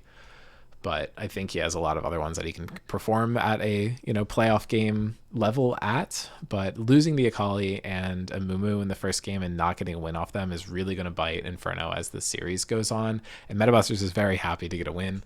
Although they did have Twitch Nami as well as the Nocturne Orianna combo, which I think helps a lot. Yeah, Susini actually top well. damaged that game, despite how the early game went for him, which is pretty interesting. Doesn't surprise me. There were a number of really huge Orianna Nocturnal combos, and there was also a couple fights that they lost pretty hard, but Orianna was able to survive and kite out and get some good damage off. Yeah, I mean, I think my game MVP would probably just be the Twitch, though. I think he was able to assassinate the Akali in enough fights in the mid game where he was able to I definitely keep him alive. I would agree with that. I think Stav would be my MVP there. I think in terms of, I would also like to shout out Korn. I think the Mordekaiser pick was great. I think it was executed very well. Definitely. But yeah, I think if the Twitch isn't in as wondering... favorable a position, even with that Mordekaiser performance, you're not getting the win. Yeah, it just leaves me wondering why we're first round banning Aurelion, Solar, Kale. I don't think either. Yeah, I mean, I was questioning those. Maybe in the draft. Kale, because we have seen it come out where it gets banned first round. But it looks like Inferno's just happy to keep those 3 bans the same the entire series, and they're just going to should slaughter a let the other Kale ones in go lane. over. She's the lowest magic resist character in the entire game. Melee champion. Kale should not be seeing any ranged creeps. Shouldn't even see every melee creep. Genuinely, Kale should get so punished if it's picked early. An Aatrox ban coming out, though. So is it going to be Aatrox or Nectin, or are they letting up Kale? Because I would be so pissed off if they leave up Kale this game and they didn't ban Twitch last game. Because I think if they didn't have the Twitch, they just lose that game. I think you can just pick the same 5 champions on Albert's Inferno and win that game 9 out of 10 times if the Twitch is gone. Because they probably win that game 3 out of 10 times with the Twitch there. Cassiopeia being banned away from Omar, I think is a good call here. I think 3 out of 10 is generous. I think the best case scenario is happening for them. I think we were in one of the 3 of the 10 situations, and then they still didn't win. Okay, yeah, They're holding on the ban here. Are they not going to commit to it? Please. I think you have to. Please just ban Renekton. Okay. Yeah, I mean, if you're debating on anything, I think you just ban the Renekton first and then wait it out. They're picking the Caitlyn away from Brian. That is his best champion. I think in terms of the Scrim Zone performance, I think he, plays a lot more outside of the server than he does in. So it's hard to know. But this is a good denial coming out. But Brian does play a lot of Jhin going from the stats, and that is a pretty good matchup. But I think he has a lot of other champions that could do well here. I'm interested to see what gets picked. They're not picking the Darius, though. They're not comfortable blinding that into Canucks pool, which I find very interesting. Yeah, I think that makes sense to me. Is this the orange jungle you were talking about? If we go out by giving Twitch and picking orange jungle, I'm going to have some serious words for Inferno. I honestly think orange jungle's decent. I don't think it's going to be providing much support in terms of ganking, but I think I think you could maybe compare it to a Mundo pick. I think in terms of what it's accomplishing for your team, it gives you a little more initiation, it gives you a little more scaling. It's not as strong early, is the big drawback, but I don't think orange jungle is necessarily a throw.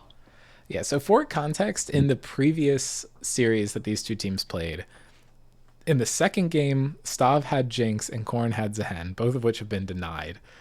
Brian actually had the Caitlyn with the orange jungle, and Alvarez Inferno ended up winning. So now the Caitlyn's on the other side, and Brian did get counterpick into the Caitlyn, and they're going to have support counterpick into the Braum as well. So hopefully Inferno's going to have a really good lane here. But Tusini's Zoe coming through, I would almost say that's a scarier champion than the Asol. Although I do understand why they banned it, because Tusini Asol was what lost them game 1 in the first series, which I didn't quite remember. I think it was too hard for Albert to really get onto it with the Amumu. So I guess that kind of makes sense coming out here, but I'm excited to see what Inferno closes this out. But it is going to be the switch to the Jarvan, which is really good into the Misfortune. Braum is great into the MF, but I don't know if it's a great pairing with Caitlyn. It's definitely just a solve for... Yeah, I mean, the other thing is, like, Jacob is one of the supports that has a lower champion pool. His Braum is really good. And I think this Caitlyn pick is more of a denial than anything. The synergy between Caitlyn and Braum is terrible. But I think you're just hoping you have the Caitlyn range to provide you some pressure. You're really not playing to set up the Caitlyn at all by picking this draft. I don't think you ever pick Caitlyn in a position where you're not playing to steamroll bot lane, personally. Yeah, I agree. I think Jacob's Lux is fieldable. The Nami obviously is probably his best pairing with the Caitlyn, but he doesn't really play anything else that's super good with it. Which makes it a really interesting first pick, to be honest. This might be Draco's first time playing the Rel in the server. I don't remember seeing it. At least this season, it hasn't been played. Yeah, this is first time Draco Rel all time. So that's very exciting. It's a good combo with the Misfortune, and I think it's a really good pick here. It's able to break the shields on, both Braum and Jarvan, which, isn't a huge deal, but having those little perks helps when it was already a good champion in the slot. And Darius is the last champion left for Corn that I'd really expect to see him prioritize. I think maybe they're baiting him into a blind pick Darius, which would be kind of awesome. With the orange jungle. Yeah, I think that's happening as well. They're trying to get a little cute with that orange jungle pick. Yeah, so since I've been constantly talking about the previous series here, we're going to see Omar blind the Hui, which I think is interesting. But last time Inferno and Metabusters played, they gave him Darius game 1, and he went 10-1. Keep in mind this was into Pickle Shen, which is a really good matchup for Darius. And I think Canuck is a bit of a stronger player, but hey, that still happened. And he's picking it. If they go out to Stav Twitch and Corn Darius, you really got to think about some things, guys. I hate to say it, but... Unfortunately, they won't be able to put anything they think about into practice because this is an elimination series. Well, I'm imagining Korn will still be on Metabusters and Stav will still be on Metabusters next season. You're saying for next season? Yeah. They'll put this into practice in fucking September. I don't know. That's a little ways out. Is this a Tusini Kiana pick? It's really good with the Jarvan. Season is going to start? Zillion? Yasuo?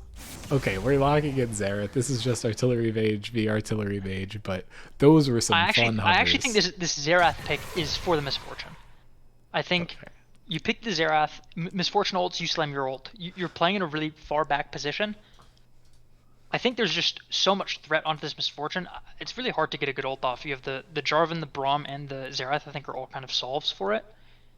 Yeah, this is kind of a textbook counter to the Darius, though. It's very hard for him to do anything into Mundo. That said, considering it's a very go-to counter into the Darius, Korn probably has so much practice in this matchup that could be something to his advantage. He might know to punish it in ways that Canuck maybe doesn't know about, so he won't necessarily play to it correctly. Hard to know how that's going to go, but I don't think Canuck's going to get super-duper punished here. But I think playing around Misfortune and Hui is kind of your only damage sources when you have a Jarvan and Xerath that are very capable of assassinating them. It's going to be really difficult, and Darius is going to have so much of a good time stacking on the Rel, the Ornn, the Dr. Mundo. This could be really rough for Inferno. That said, this is a rare game where I don't think Metabusters scales very well at all, and Inferno scales extremely well. So if Inferno is able to make it to the late game, and they're able to kind of use the Misfortune as a bridge to get to the late game, I think it's really good for them.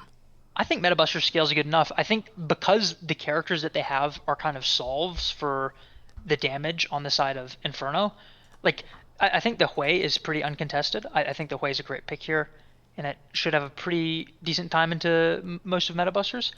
I just think this Misfortune has the Xerath, the Braum, and the Jarvan. Even if the game goes late, I don't think Misfortune's able to get her damage off. I don't think the side of Metabusters is really worried about the Ornn or the Mundo or the Rel damage, obviously. So I think if the game goes late, I still think the Xerath should just be able to negate this Misfortune, and Hui is not a character that's able to do the heavy lifting on your team's damage. Unless the enemy team plays if you're like saying really, really that, you clearly haven't watched enough Scrim Zone VODs. We've managed to fumble plenty of games to Fed Hui's before, so I will say we'll the way that Hui's passive works with clumped players is exponential damage. So I do think that it's possible that Hui can have really great games into melee focused teams, but I just think that the Xerath and the Caitlyn are going to be playing so far from the rest of the clump. I don't think this is a game that can happen.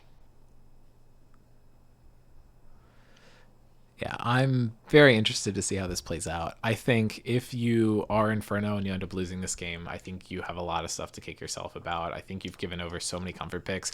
And honestly, the fact that there have been so many kind of caused me to completely gloss over the fact that Fujer Jarvan just went through. It's literally his champion to watch. He's 9-4 on the pick, 6.9 KDA across 13 games on an engaged character is ludicrous, by the way. I don't even know how that's possible, and we've just given it over. So looking at the past performance, as I just said, okay, Fujer must have played Jarvan in a different role because that does not match what I just said. Okay. Yes, he played a Jarvan game in a different role and lost and tanked his KDA. So Jarvan mid. But Korn is 17-7 on the Darius. That is not as good as his Renekton is in terms of percentage. Tusini 3-1 on the Xerath, looking to perform really well. And Stav also a very good Caitlyn, which we're aware of. And I forget who it was, but someone was glazing the hell out of Jacob's Braum recently. I believe it was Brewer on the podcast. And if you look at that, you have 13-6, 12-4. You look over on the other side, that's 0-1 for Brian Misfortune and first time for Draco Rel. Not necessarily saying they're bad. Those two players haven't been in the server as long as Stav and Jacob have, but unproven, to be sure. However, Omar, with a losing record and a 5 KDA on Hui, we know he's going to have the ability to pack a punch. Albert is 5-0 on Ornn. If he loses his first ever Ornn game, could be pretty interesting here. Canuck 2-3 on the Dr. Mundo. I think that's kind of hit or miss, but I think the kind of experience benefit is definitely to Metabusters. They have really, really good comfort everywhere in this game, and I'm not sure the same is necessarily true for Inferno. 5-0 on the Ornn. I mean, that says something. I don't know what it says, but it says something. I'm glad you actually mentioned Fujer. I wanted to shout him out last game. I think Fujer is a player who, from the games I've watched and casted, has actually been one of the junglers, maybe even the jungler I've been most impressed with this season in terms of punishing the enemy jungler. Really consistently, Fujer has a CS lead, is really aware of when enemy camps are respawning, and knows when he's strong enough to go and get them. So I think Fujer, in part, because of that skill, I think is one of the junglers I think has just been performing the best in my mind. Yeah, I did do some scouting. Albert, 4 of these wins are Ornn top lane and sign-up games. The 5th win was an Ornn jungle game versus Metabusters in the regular season, but I don't think he had an individually super standout performance. I think he did a good job setting up for his team. So we'll see how this plays out. They've gotten through the ban part of the tournament draft, so we still have a bit of time before we actually get into game. But just something to look at here. I do want to look at the champion matchups. Despite Mundo being the counter to Darius, it has not panned out very well on this server at all. And Xerath has a 14 KDA into Hui, so potentially a very good matchup there. Braum's got the best of the Rel, although the Rel has a much better KDA in that matchup, so I don't know. Smoke some shit and figure out how that's possible. But the player matchups, we didn't get to talk about last time. Fujer and Albert, dead even going into this series. Tusini has the up on Omar, as does Stav into Brian, and Jacob into Draco. So, I don't know. I think the jungle is going to be super pivotal this game, and that's just reinforcing what we already knew. Ornn jungle is kind of Albert's wild card pick for the season, and Fujer is on his signature Jarvan, his best performing jungler. We will have to see how it pans out.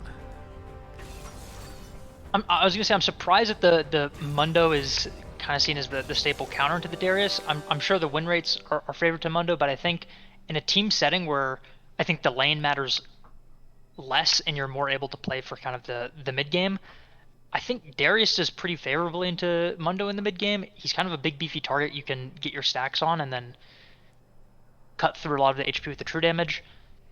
So I don't know. I think if I'm on Inferno, I'm looking for somebody that is able to provide something in the mid game that my team really needs. I think another frontliner is not what you need in this position. Yeah, I don't know So why they yeah, didn't I'm pick not big on the Aurora. pick. I feel like Aurora would have been fantastic this game as an R5 here, and it's really That seems good comfort yeah, that for seems good to Canuck me. because you can get access to the Caitlyn and the Xerath very easily with that pick, and Mundo is not going to be able to do And you're that not threatened ever. by anything on the team. Yeah, I think the Yeah. Aurora would have been a great pick. Was it banned or was it left open? Ooh, that's a good question. We can check. It was banned. I'm lying. Okay, that makes sense. Okay.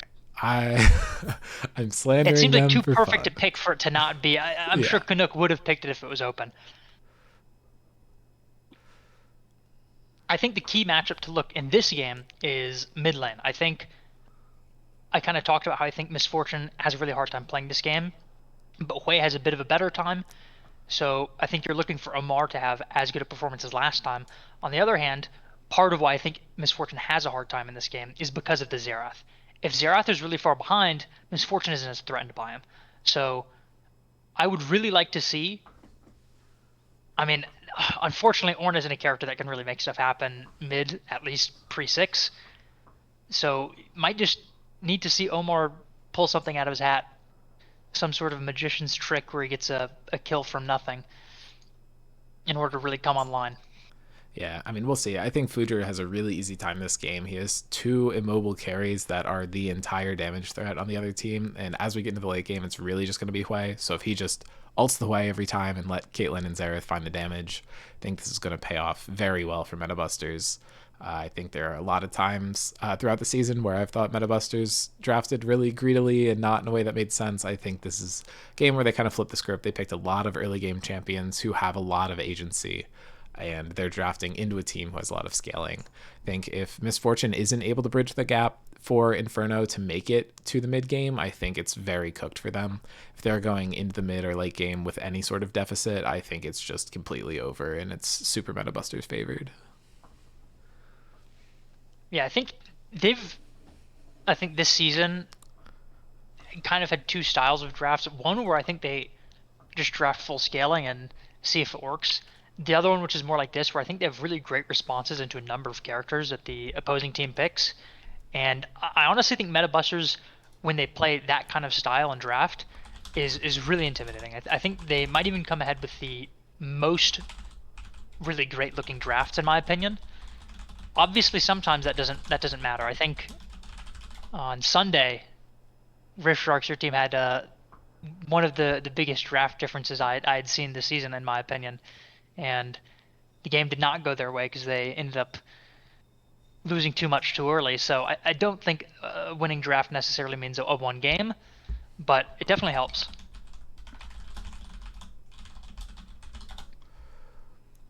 Yeah, we have 30 seconds left in spectator delay. I honestly am just going to predict this is a very easy Metabusters win, same as last game. I think the odds of it getting exciting like it did last time with the Amumu and the Akali are kind of I absent. think I they're lower. think Yeah. Ornn and Hui are definitely good champions for Albert and Omar, but they're not champions where you can just press your buttons really well and do stuff that's completely unexpected and game warping. I think they're, They're the also just not looking skill for as ceiling much is action lower. Yeah. as a Mumu and a Kali.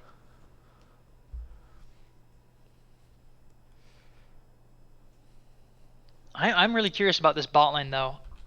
I wonder if Caitlyn still will just generate a plating lead as she tries to do typically, or if the support pairing makes that not really viable. Braum is still obviously great this game though, as a response to the MF. Yeah, I think they drafted around the MF really well. The Jarvan and Braum are both fantastic into it. I think everything else a little less so. I mean, Xerath pretty good, but you're gonna want to look for your damage more so on the way in the later game. But Jarvan and Braum are enough to kind of just completely negate the misfortune. Has the game not started yet? We're loading in right now, and Okay. there might be a pause right away. So yeah, I imagine that might be why it's taking so long. Yeah. Well, people are in chat are asking who was playing in the Darius v Mundo games, so I'm trying to pull the stats for fun.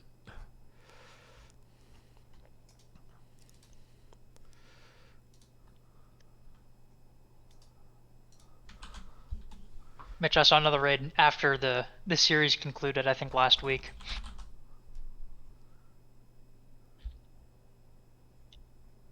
Oh, I need to filter People just coming top in lane. will get to watch, hopefully, an exciting game coming out. Yeah, we have 19 viewers Those that coming just in. joined, we're in a lower bracket game, elimination series, best of 3, and Meta Busters have emerged with a 1-game lead so far. Albert's Inferno is looking to bridge that gap and look for game 3. Yeah, for those curious about the Darius v Mundo, the first one I found was Bean on Darius beating Faye on Dr. Mundo. It was actually a Korn v Avery, where Avery was the Darius and Korn won. That was the only win. So Korn is clearly well versed in the matchup. Avery beat Bean on Darius again, and Avery beat Michael on Darius. So Avery was involved in 3 of them. Who's Avery? Have they not been around this season? He retired when they cracked down with Vanguard. He was done with that, but he was on the Rift Sharks team that won, and he won on Spectres as well, and I think he might have a 3rd title. But he was around pretty prominently from seasons 5 to 9, so you did just miss him. Now there's only one Darius, one trick. Yeah, he won in season 6 and 9 and was a runner-up in season 8.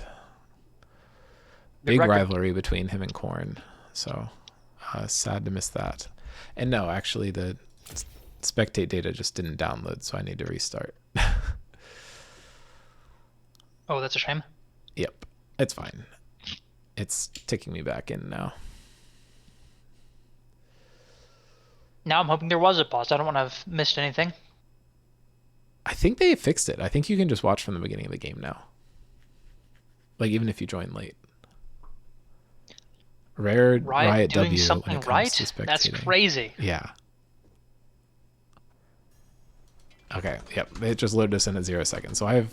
And there's the pause that we were aware of. So once it loads... Tusini PC got hit by a bazooka, is what they're saying. Kaboom. Kablam. Well, only Omar bought items, which means he has the best performing PC. Competitive advantage.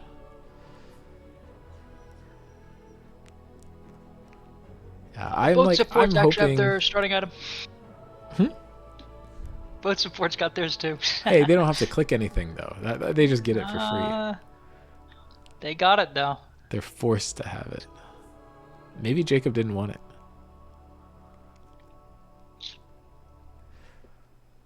Yeah, I'm hoping Inferno just doesn't just keel over and die in this game, although judging by the draft, I think that's likely to happen.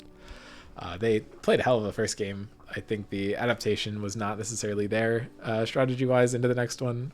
But hey, I would love to be proved wrong. I think if the Mundo does get a huge lead in lane, if maybe...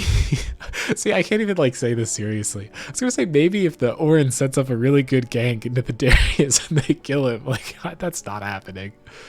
Yeah, I think Ornn is a great pick if you're in a position where you have lanes that don't need anything from you and they're just looking to scale and your team just needs stuff that Ornn provides. Yeah, I think all 3 lanes need him. Yeah, well, I don't think mid super needs him. I think it'd be nice to have him. And I do think post 6, actually, the Ornn ult on the Xerath should generate some kills. But, yeah, I mean, picking Ornn and Misfortune 1-2, just allowing for the juiciest Braum pick of all time is pretty funny to me. Well, now we've gotten hit with the other pause. Funny. If we only have access to the first 6 seconds of this game. Oh, there we go. Okay, thank goodness. I was really worried there for a sec. Could have been awesome. Well, that would have been classic Riot. The amount of games in that, I forget what season it was, but there was like that spectate issue where it would just pick a random like whole number minute and just brick the entire replay and you couldn't watch it. That was horrible. I hope to never have that happen ever again.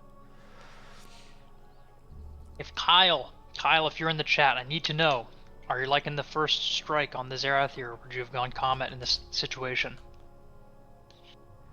Let us know. I mean, my guess is that he would have gone Comet. If I know my He generally likes the landing runes. Instant first strike proc, though. Well, we have cheers coming out from Snark for Albert's Inferno. He was their ADC, or their backup ADC last season, and Daniel rooting for his fellow busters and meta busters. The Buster allegiance is strong.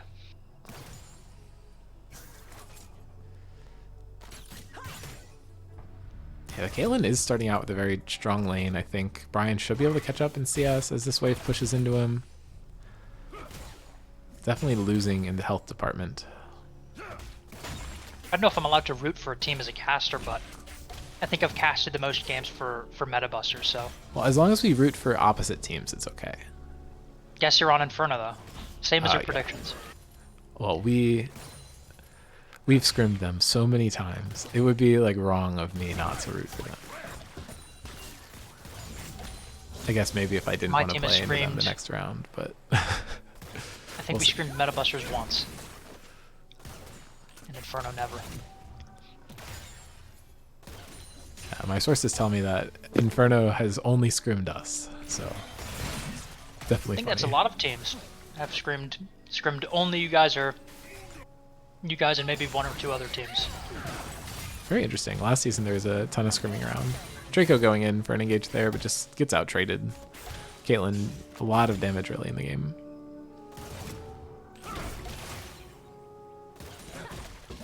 I think my team has scrimmed 4 times this season.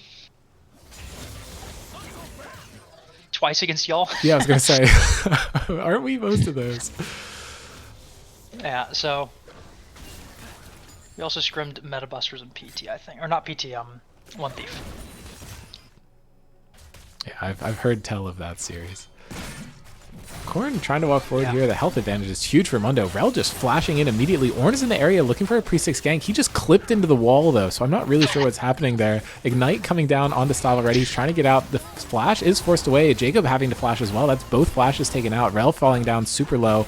And now Jarvan's in the area, and this is going to be real bad news. But first blood going over to Brian. Stav looking for the kill onto the Misfortune. Almost finds it. Fujer looking for the kill onto Rel, and I think he might have the damage, but the stun coming through instead. And now he is set up really well for a triple, but flash coming away from the Ornn to peel him. But he's able to find the max range Q and taunt it, but maybe Brian can trade another one back. And now Stav getting a kill, and I think Rel's going to finish off the fight. And this is a 3 for 2 in the bot lane. That was 5 kills in that sequence. And this is a 600 gold lead for Inferno coming off the back of that.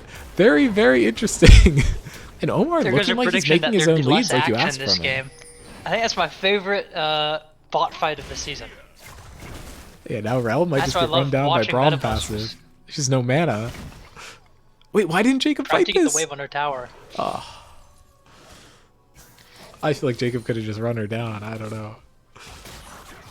But now they're fighting over the Scuttle Crab. Smite is available for the Ornn, and it was there for Fujer too. He just gets out smited, but now he's turning his focus onto the Hui, looking to find an angle that he's not going to, just looking for the double scuttle. And I think it's just going to be given over to him.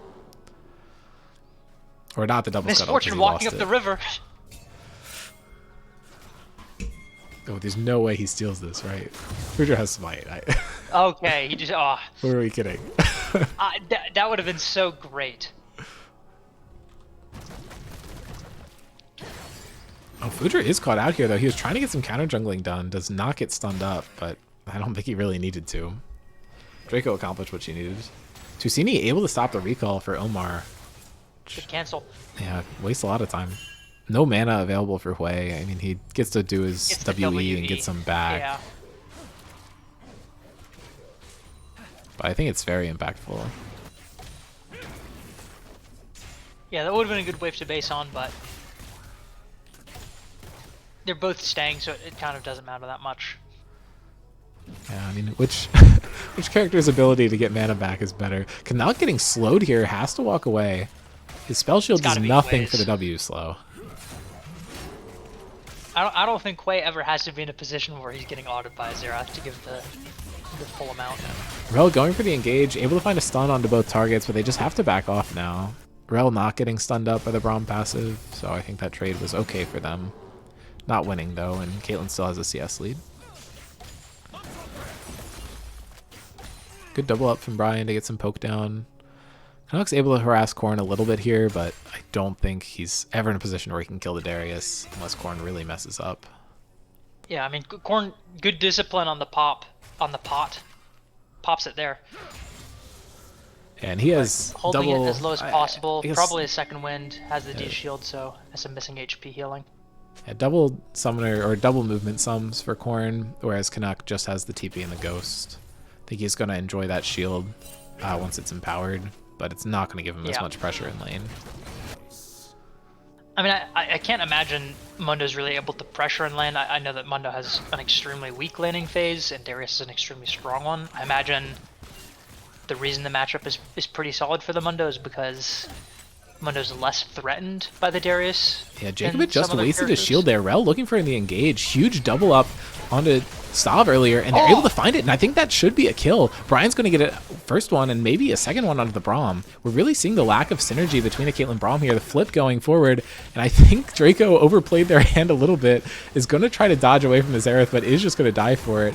And Albert looking for this play onto Fujer, might be able to find it, get so much damage down with a brittle passive, but now they're turning the fight, and I think Albert, yeah, he almost found the kill onto Fujer, but it's very easy for Jarvan to get away from things that he doesn't want to be in, and Fujer was able to secure the dragon. So that whole exchange, I think, was MetaBuster's favored, going 1-for-1 in the bot lane, especially with Tusini able to get it. Corrin didn't even pop the passive there. That's a Z-axis moment for sure. I don't think there is any. What was Mundo in the river? I missed Yeah, it. he stepped down just under the ledge, and I think that might be a solo kill for Omar. Should be. QW should come through. The Comet helps secure Doesn't it. even need it. Yeah, there you go. That's him finding his own leads in lane. Unfortunately for him, Tusini also was able to find his own lead by looking elsewhere, but this is how we want to see the Hui performing in order for this to be a close game. I'm kind of surprised that the lane's going like this. Usually when you're laning into Xerath, you need to get early boots. Hui didn't get that, has, I believe, one of the lowest movement speeds in the game. Should just be getting hit by every single Xerath spell, but something's going on to let this matchup be Hui favored. These double up shots doing literally no damage is cracking me up. I think he did like 30 to Stav and 20 to Jacob. I don't think the minion died, unfortunately. Yeah. Would have maybe packed a Ooh, punch. Rel in that ultimate scenario. burned there. It does not do anything. That headshot completely negated it, and here Canuck just overstaying, and you're not able to use anything to save you with the Jarvan ultimate. Corrin just going to walk down, get some bleed down, and he just dumps the ultimate for fun, picks up the kill. And I think you do need to be careful of that. Mundo had not based yet, had the teleport advantage, and just was not using it. Gets ganked and punished for it super hard. Ornn's in the area, could drop the ultimate onto the Xerath. Just going to stay behind the wall. No ult for Omar. I don't think you have the damage. Yeah. I think a brittle proc. It's right though.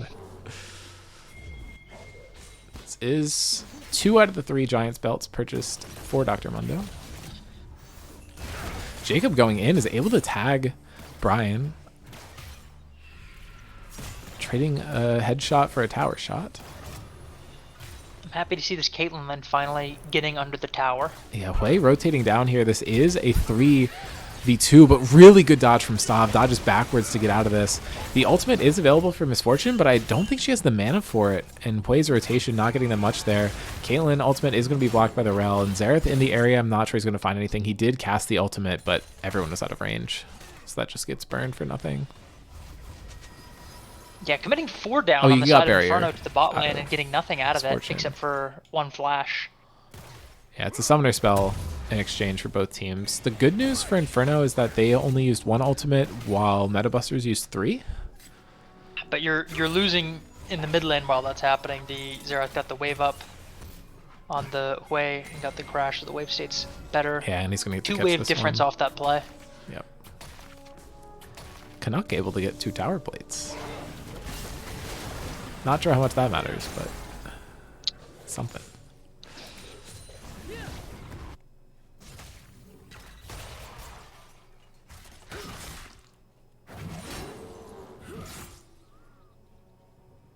Finally, some boots coming out from the Hui. Makes it more possible to dodge some Xerath Qs. Yeah, Tusini was really starting to connect on everything, it felt like. Although he's still hitting, so maybe the boots aren't helping too much. Basic boots only give 25 MS. It's still hard. And the engage coming down onto Jacob. They're actually able to connect onto Stav, and now the ultimate can come out. So much damage onto Stav. It's not enough. Rel might be able to finish this off and does dash in, makes sure that Draco picks up a kill in this exchange. And Jacob's taking a lot of damage from the Misfortune before going under tower. That was really well played from the side of Inferno. I think they had good discipline on not burning the MF ult. Oh, and here comes the ultimate onto the Xerath. Forces the flash, but I don't think it's going to save him. The stun from Tusini might be enough to pick it up, but Orange just gets directly on top of him, and I think this is going to be enough for the kill, and they make sure it goes over the Hui. This is really good for Albert's Inferno starting off this game. They have a 1.2k gold lead. And honestly, I just wish we've seen more Draco Rel games. She's playing really well in the pick. Yeah, I just want to go back to that bot play. That worked out so well. Good timing from everything, and also the MF ult perfectly covered that entire corridor, leading Caitlyn to have to walk an indirect way. Letting Rel pick up the kill. Yeah, that's a teleport coming out from Xerath. I don't think it's spotted by Hui. It could have been punished really hard if it was. He actually gets on top of Omar, connects a lot of spells onto him. If that stun hit, it would probably have been certain death, but he still has the ultimate available and could look for it. Still can be a kill, 1 spell and an ult. Misses the Q. Dodges 1, and he gets feared away. Good cancel from Omar. Jacob and Jarvan both looking for this play, and I think Fudra might be able to pick it up, but the Blast Cone does not get Jacob close enough to connect with the Q. Play safe mid-moment inbound. Oh, and Omar flashes away, is able to fear him, but the ultimate still comes through. He's trying to hold him in place for Rel. I think maybe you need to get closer to a tower there, but it forced Jarvan's flash out. If Jarvan didn't have flash available, he would have been safe. Yeah, made the Jarvan commit the flash. I know. I think your own flash is more valuable if you're away here. And they could have a pinch here. The Ornn ultimate not yet available. The Misfortune ultimate is. And Rel has a really good pinch here. Jacob able to get the Braum passive off onto the Ornn, but Rel ultimate be able to pull in too. But Jarvan just collapsing onto Brian, and he's going to be taken out to start the fight. Or not. I thought Stav had the damage. He doesn't quite. Misfortune ultimate still available, and is going to use it onto 3 members there, but immediately has to cancel to make sure he can survive. No Xerath ultimate means that... Oh, never mind. Oof. He's able to find the snipe onto Brian. I was going to say that no one died, but they're able to find one, and now they're back into this game, especially now that they have 2 dragons. You have to just keep walking away.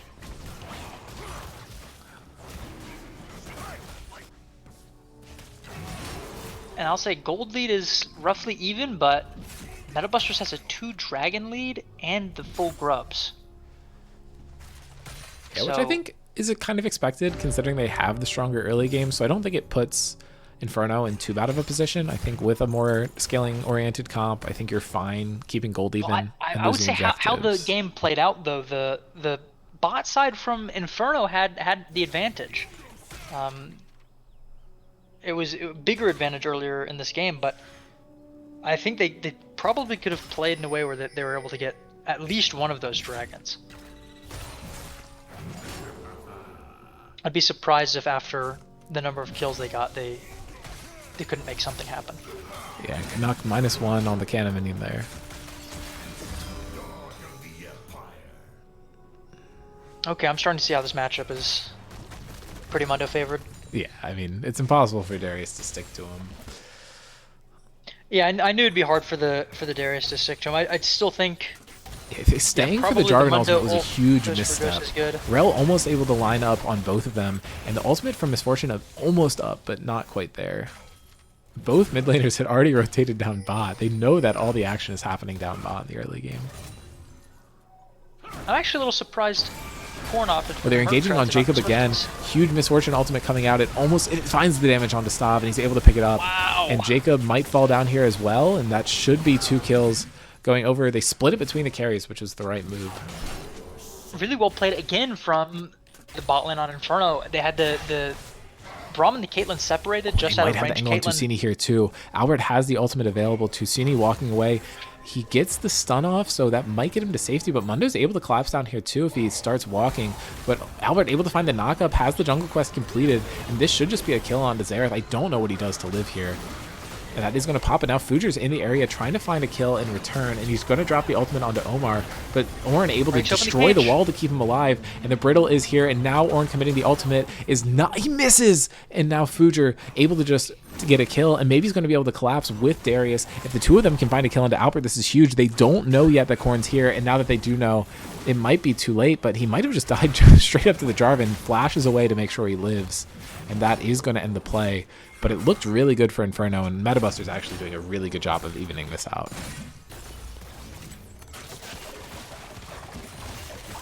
But Brian might just be winning the one. The ultimate is not enough, and the extra auto range from Stav is almost enough. Stav has to flash away, canceled the auto. Drops the Q, and Strut just not giving him enough movement speed to find us here. And now Brian just getting collapsed on by the support jungle duo. He's trying to get under tower, but Jarvan is just going to pick it up. And Fuger absolutely running this game for Metabusters. He has KP in 7 out of their 8 kills. He's so strong. Yeah, I think Fuger often has these really, really exceptional early game performances where, once again, playing a character like Jarvan, you don't expect a CS lead. 20 CS lead for the Jarvan as well. In addition to, as you said, being the reason 7 of the 8 kills happened for Metabusters. Or at least being involved in 7 of the 8. I'm fine with what you said the first time. I think we can say he's the reason. I just want to make sure my statement is 100% true. I don't care at all about that. And now they're collapsing onto the Xerath. The ultimate is going to connect, but Fuger's here to counterplay, and he's able to trap them both in the ultimate. Ornn showing up here, trying to get the knockup. He's going to connect onto the Jarvan, and that might be enough, but the Xerath ultimates, most of them miss, but he's able to trade back, and that does mean that Jarvan is going to die. Tusini, I don't think is in much trouble here from the 2 tanks, but they're looking to take a lot of damage on this tower. Rel does need to be careful not to greed and die. They layer their CC well. Canuck might find a solo kill here. He's walking forward. Now he uses the ultimate. Corn really playing in the wave, which is helping him out, but I think Canuck is just going to run him down. The flash comes through, and Canuck almost finds the kill, but the Q from Darius is going to heal him enough, and he is going to end up not dying in the 1v1, which is kind of all you could have asked for at this point. But Brian, in such a bad spot here. Jacob just flashing in, making sure to tag him, and his only option was to just burst the Caitlyn in time, but he cannot, and that is going to be another kill going over to the Caitlyn. Really good flash Q from Jacob there. How did Misfortune get caught there? I looked away to see what was happening on chat, and then... Yeah, she was kind of in between the 2 towers, but the tier 1 was dead, and she was just kind of in no man's land. Canuck might be able to find this making tower. a good play happen on the top, so you just gotta be careful. Yeah, if all 3 of them collapse onto Canuck, if he walks forward, this could just be another death for him. Jarvan doesn't have the ultimate though, so I think he might be able to walk out, but with Tusini and Jarvan here, that's enough stuns that something actually might stick. He's doing a good job of playing on the other side of the wave, but he just needs to run. Picks up his passive. That stun is going to come through, and I think that's enough that he's going to die. Kill credit going over to Darius. Yep. Good stuff from Metabusters. Good distribution of the kills. Would have liked to see it go to the Xerath, actually, because there's a Medjay that's been picked up. Oh, yeah, I didn't see that. Well, some of it's just making your solo laners happy. And now Korn's happy because he has 2-0 when he gets counterpicked. Stav could be in big trouble here, but the Ornn ultimate just is not even going to reach. And now I think Brian's going to die for that. He ultimates inside the Xerath ultimate and just immediately gets punished for it. And Inferno's completely falling apart at this point. They're down 3k gold. Don't think this is something you can have happen. And Fuger, huge flank. He's just going to drop the ultimate onto Omar. The Caitlyn ult just for fun collects onto one of the tanks. And they're going to find a kill onto Albert here. And maybe the Rel as well. Fuger just going to EQ out. And Metabusters has just broken this game open, and this should be a waltz into losers finals next week for them.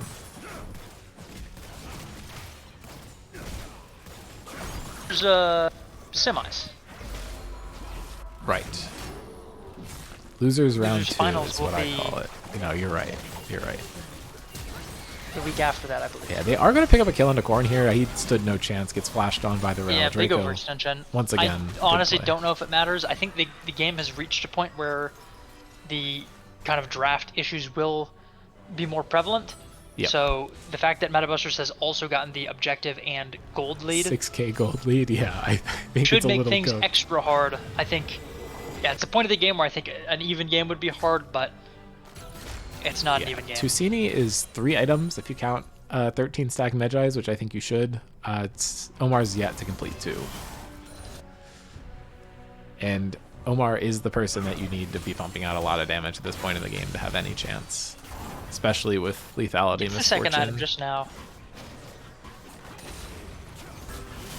Yeah, I think the missing a whole 13 stack Medjais, plated though. on the way is, I mean, you just hate to see that. I think that just highlights how well Fudra's been doing, because the steel caps aren't helping against the Darius. If that guy's on you, you're dead. You probably shouldn't be spacing in a way where Caitlyn's hitting you much either. I think this is literally just to prevent the Jarvan from jumping on his head and solo killing him. Canuck might be dead here. Korn did a good job of getting the spell shield off, and he wasn't able to pick up the dropped one. It forces the ultimate out of Canuck, which you're happy with as MetaBusters. Just a raw ultimate down onto Brian coming out from Stav. But I don't think Stav's punishable here.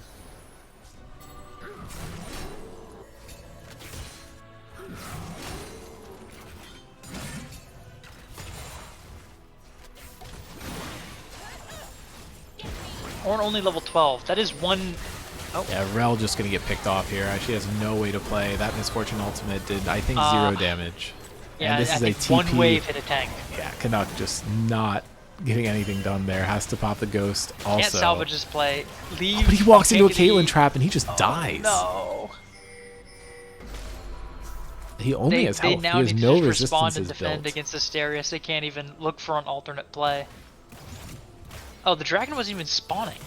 But what were people even huddling around there for? I don't know. Inferno committed to that fight, though. They thought they had something. Yeah, I thought surely they were committing to the fight because it was dragon spawning. I got mind controlled. Albert in a rough spot here. He has ultimate, but he takes so much damage from the Caitlyn. Yeah. I was going to say before that last fight broke out, it's a little unfortunate. It's a shortcoming of the Orange Jungle is you get the item spikes much later, especially now that top lane gets extra XP. Yeah, it doesn't help that you're down 2 levels on the Jarvan. That definitely makes it worse, but even if it was an even game state, I think Ornn would only have his own artifact at this point. And would maybe be getting close to giving somebody an artifact, which is, I mean, it's going to be too little too late this game, I think.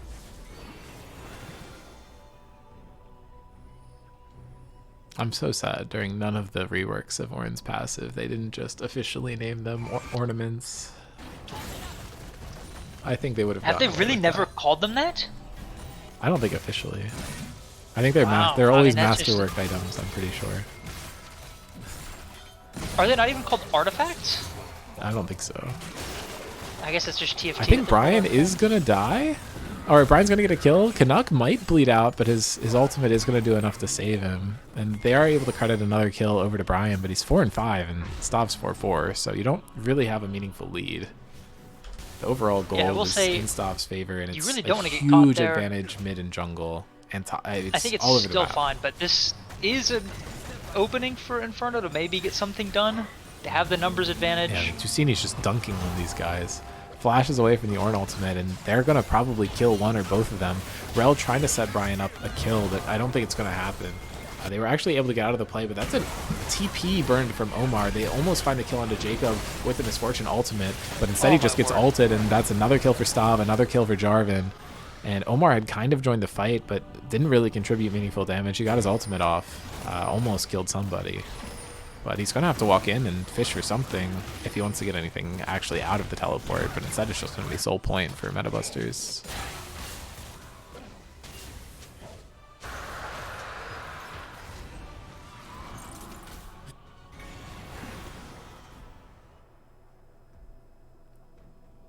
This game has taken a turn for the worst for Inferno. I don't think this. I don't think this game state is anywhere near what they had in mind when picking these characters. You're behind in the Mundo matchup.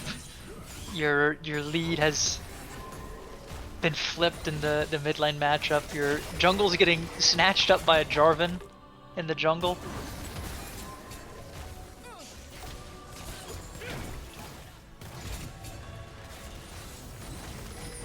Very unfortunate series of events.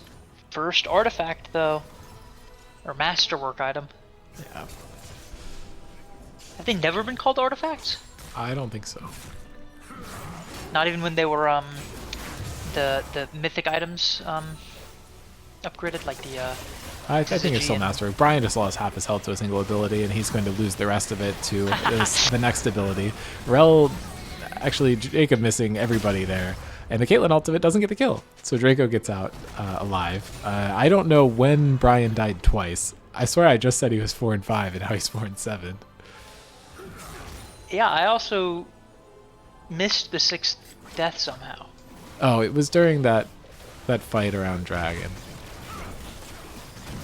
Was it? I thought that one might have been the 5th. No, because he had the 5th one when he was in lane at some point. I mean, Albert's not getting close enough to the pit to steal this. They can put damage down, I guess, but this is just going to be a slow whimper from Inferno as this game ends. They're now down 10,000 gold at 27, and they're never going to get back into it. They have no tools in their comp to get back in this game. Metabusters still could do a generational throw. They could have all 5 people's PCs explode. I will say, Metabusters is the team that clutches up at the end of the games, though. If Metabusters is going to lose early a on game, in the it's at season, beginning. Albert's Inferno was known as the Clutch Kings. They had the longest average game time. Let's not forget that AI versus SKT series. That's true. That was more of a throw from SKT, though, to be honest. I don't know. A throw and a comeback are 2 sides of the same coin. Okay, I think you could put pro players in Inferno's position here and they'd still lose. Perhaps. Although, maybe Fujer walking up too far, but Brian, oh, he's able to dodge. It's Just not kidding. Too far. He's not taking enough no of them. damage. He's just gonna die. Fujer moving forward. Oh, he flashed into the wall. Things could be looking up. He just Albert needed that little can't bit of use his distance. That's all ultimate. he needed. And Jacob getting the knock up onto Albert. I think they should be able to take him down, but Rel looking for the engage. Fucked up the flash ultimate, so didn't hit stop with it. Oh, this is so bad. Hey, maybe Canuck wins the solo kill. Maybe he'll get it. It's revenge for earlier. The heal? That one definitely gave the heal. And he just dunks on him. Okay, let's wrap it up, boys. I know this one looks wraps, but I've been saying that I stand by, and it's every game is winnable because every game is losable. You can always throw a game, so the opponents can always throw a game. Okay. Brian able to snipe out Sav in exchange for 60% of his health. Korn is just gonna dunk on Omar. Doesn't even die for it. Oh, he did. He burned. Jesus Christ. That was an ending of a game. Good Xerath pick, I guess. Jesus Christ. It was a great Xerath pick. Oh, Xerath is fun, says the person who probably had the least fun into Xerath. He died 9 times. That is one that we ban away from Kyle because my ADC does not like it. It seems ADC players hate Xerath. What a shocker. Maybe they should have start expected playing him to him. like it. Xerath bot lane doesn't sound too terrible. Yeah, I'm gonna pull Fujer in purely because he's the one streaming in their call, and it's really fun to disrupt them. So that's awesome. I also do think, I mean, we didn't discuss it, but I think clearly MVP for game 2 obviously. has to go to question. Fujer. Congratulations, Fujer. I'm looking forward to playing you next week. But yeah, I mean, really clean second game coming out for you. A lot of people in Twitch chat were saying that they just forgot Fujer Jarvan exists. How are you guys feeling as a team? You got Nami, Twitch, Jarvan, and Darius. That Yeah, when we saw their first three bans, we were very confused, especially when they dropped the ASOL ban. Yeah. That's not a first round ban. And then when they didn't ban Twitch, we were like, okay, I guess we just go Twitch. I don't know. Me and Dean, I think we're both expecting the Twitch to be snatched up as a B1 pick from them. Yeah, we were yeah. expecting that too. Yeah, I But thought it was that didn't either a happen. Twitch B1 or they'd pick a counter into Twitch instead of picking a free lane for Twitch. Um, Yeah. I mean, I I also think think they Milio is a played the good lane B1 well, character. but he was completely uncontested in the late game. Yeah, Stott was Yeah. freaking out when they locked in Jinx. He was like, what the hell are they doing? This is the freest lane Yeah, ever. I think you should watch the VOD of this once we're done streaming, and you will see that I probably said the exact same thing he did. It was rough. I have a But question for you. Hmm. I've heard a little bit about this draft AI. I want Oh, to oh hear my more about god, it. Was it used this series? What if it was used? Which picks did it recommend? surprisingly, we did not use it this series. And it was Really? the only series that we didn't use it on, I think. Well, okay, well maybe you the should AI just sucks stop because I using think it this is your completely best because this is drafted a series good. so far. Yeah, We did put a lot of thought into this. By we, I mean me. yeah. I I think mean, you I kind mean of. so many picks were great coming out from y'all. I Yeah, especially loading love into the both. R5 Mordekaiser pick. Yeah, I think loading into our both Ori games, we were just Nocturne like, oh, was this is cooked from splendid. We draft. don't need to work on this. We definitely first time that on stage. What the more? Oh, That was the something Nocturne we were Ori. Yeah, that noticing. We was. were Googling how to do it, watching YouTube guides. Yeah, Am I allowed to Raph say was we saying we you could just go to tell? practice duel once. It didn't matter though. I think Stav just kind of had that game. It was very hard for them to pick off the Twitch, especially once he I bought mean, we GA. It did was do it just one kind Y'all of time got on it tough. mid down lane. when you needed to. Yeah, that's The true. Yeah, combo came online right at the perfect time. yeah. It almost lulled them into a false sense of security. I know, like we got ace and then we just win the game. So easy. Yeah, a couple misses, but then a couple 3 or 4 man ults coming out in the latter half of the game.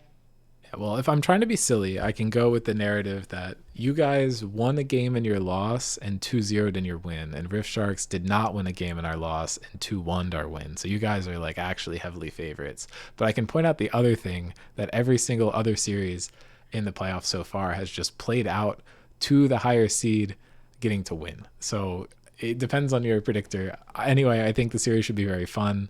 Um, I will ask you for your prediction on PTSR because why not? It's fun to ask these things. I think SR will win it. PT won last time, right? Yes. Yes, they did. I think SR has it this time. I think Going it'll be against the grain of the higher seed wins trend. I think it'll be a 2-0, I'm not gonna lie. He probably thinks both Wow. series are going to be 2-0 for the lower seed. So PT, don't hate me. It's just a prediction. predictions are fun. This is the I point. might hate you because it kind of feels like you're cursing me right now. It's true. No, I would never. All right. Well, I think we could call it here. I think if that series was more engaging, I would have more to ask, but you guys annihilated them in the second game. And the first one, I think we already knew what happened when you let Twitch through. So Yeah. anyway, congratulations to Inferno. I think they had a really good series, a really good season. Sorry, that's a bad misspeak there, but I'm excited to see them back next time around, hopefully. And I am looking forward to more series between Metabusters and Inferno. I think even though the series overall a bit of a flop, I think that first game was very, very, very exciting. Definitely one of my favorite games I've casted so far this season. And it was really fun getting to see Metabusters get to play all their Giga Comfort champions, except for Tusini. I mean, the Zareth, I think, is something he really likes, but we didn't get to see the Zoe or the Gale or anything. But hey, everyone else got their number one champion, so that's always cool.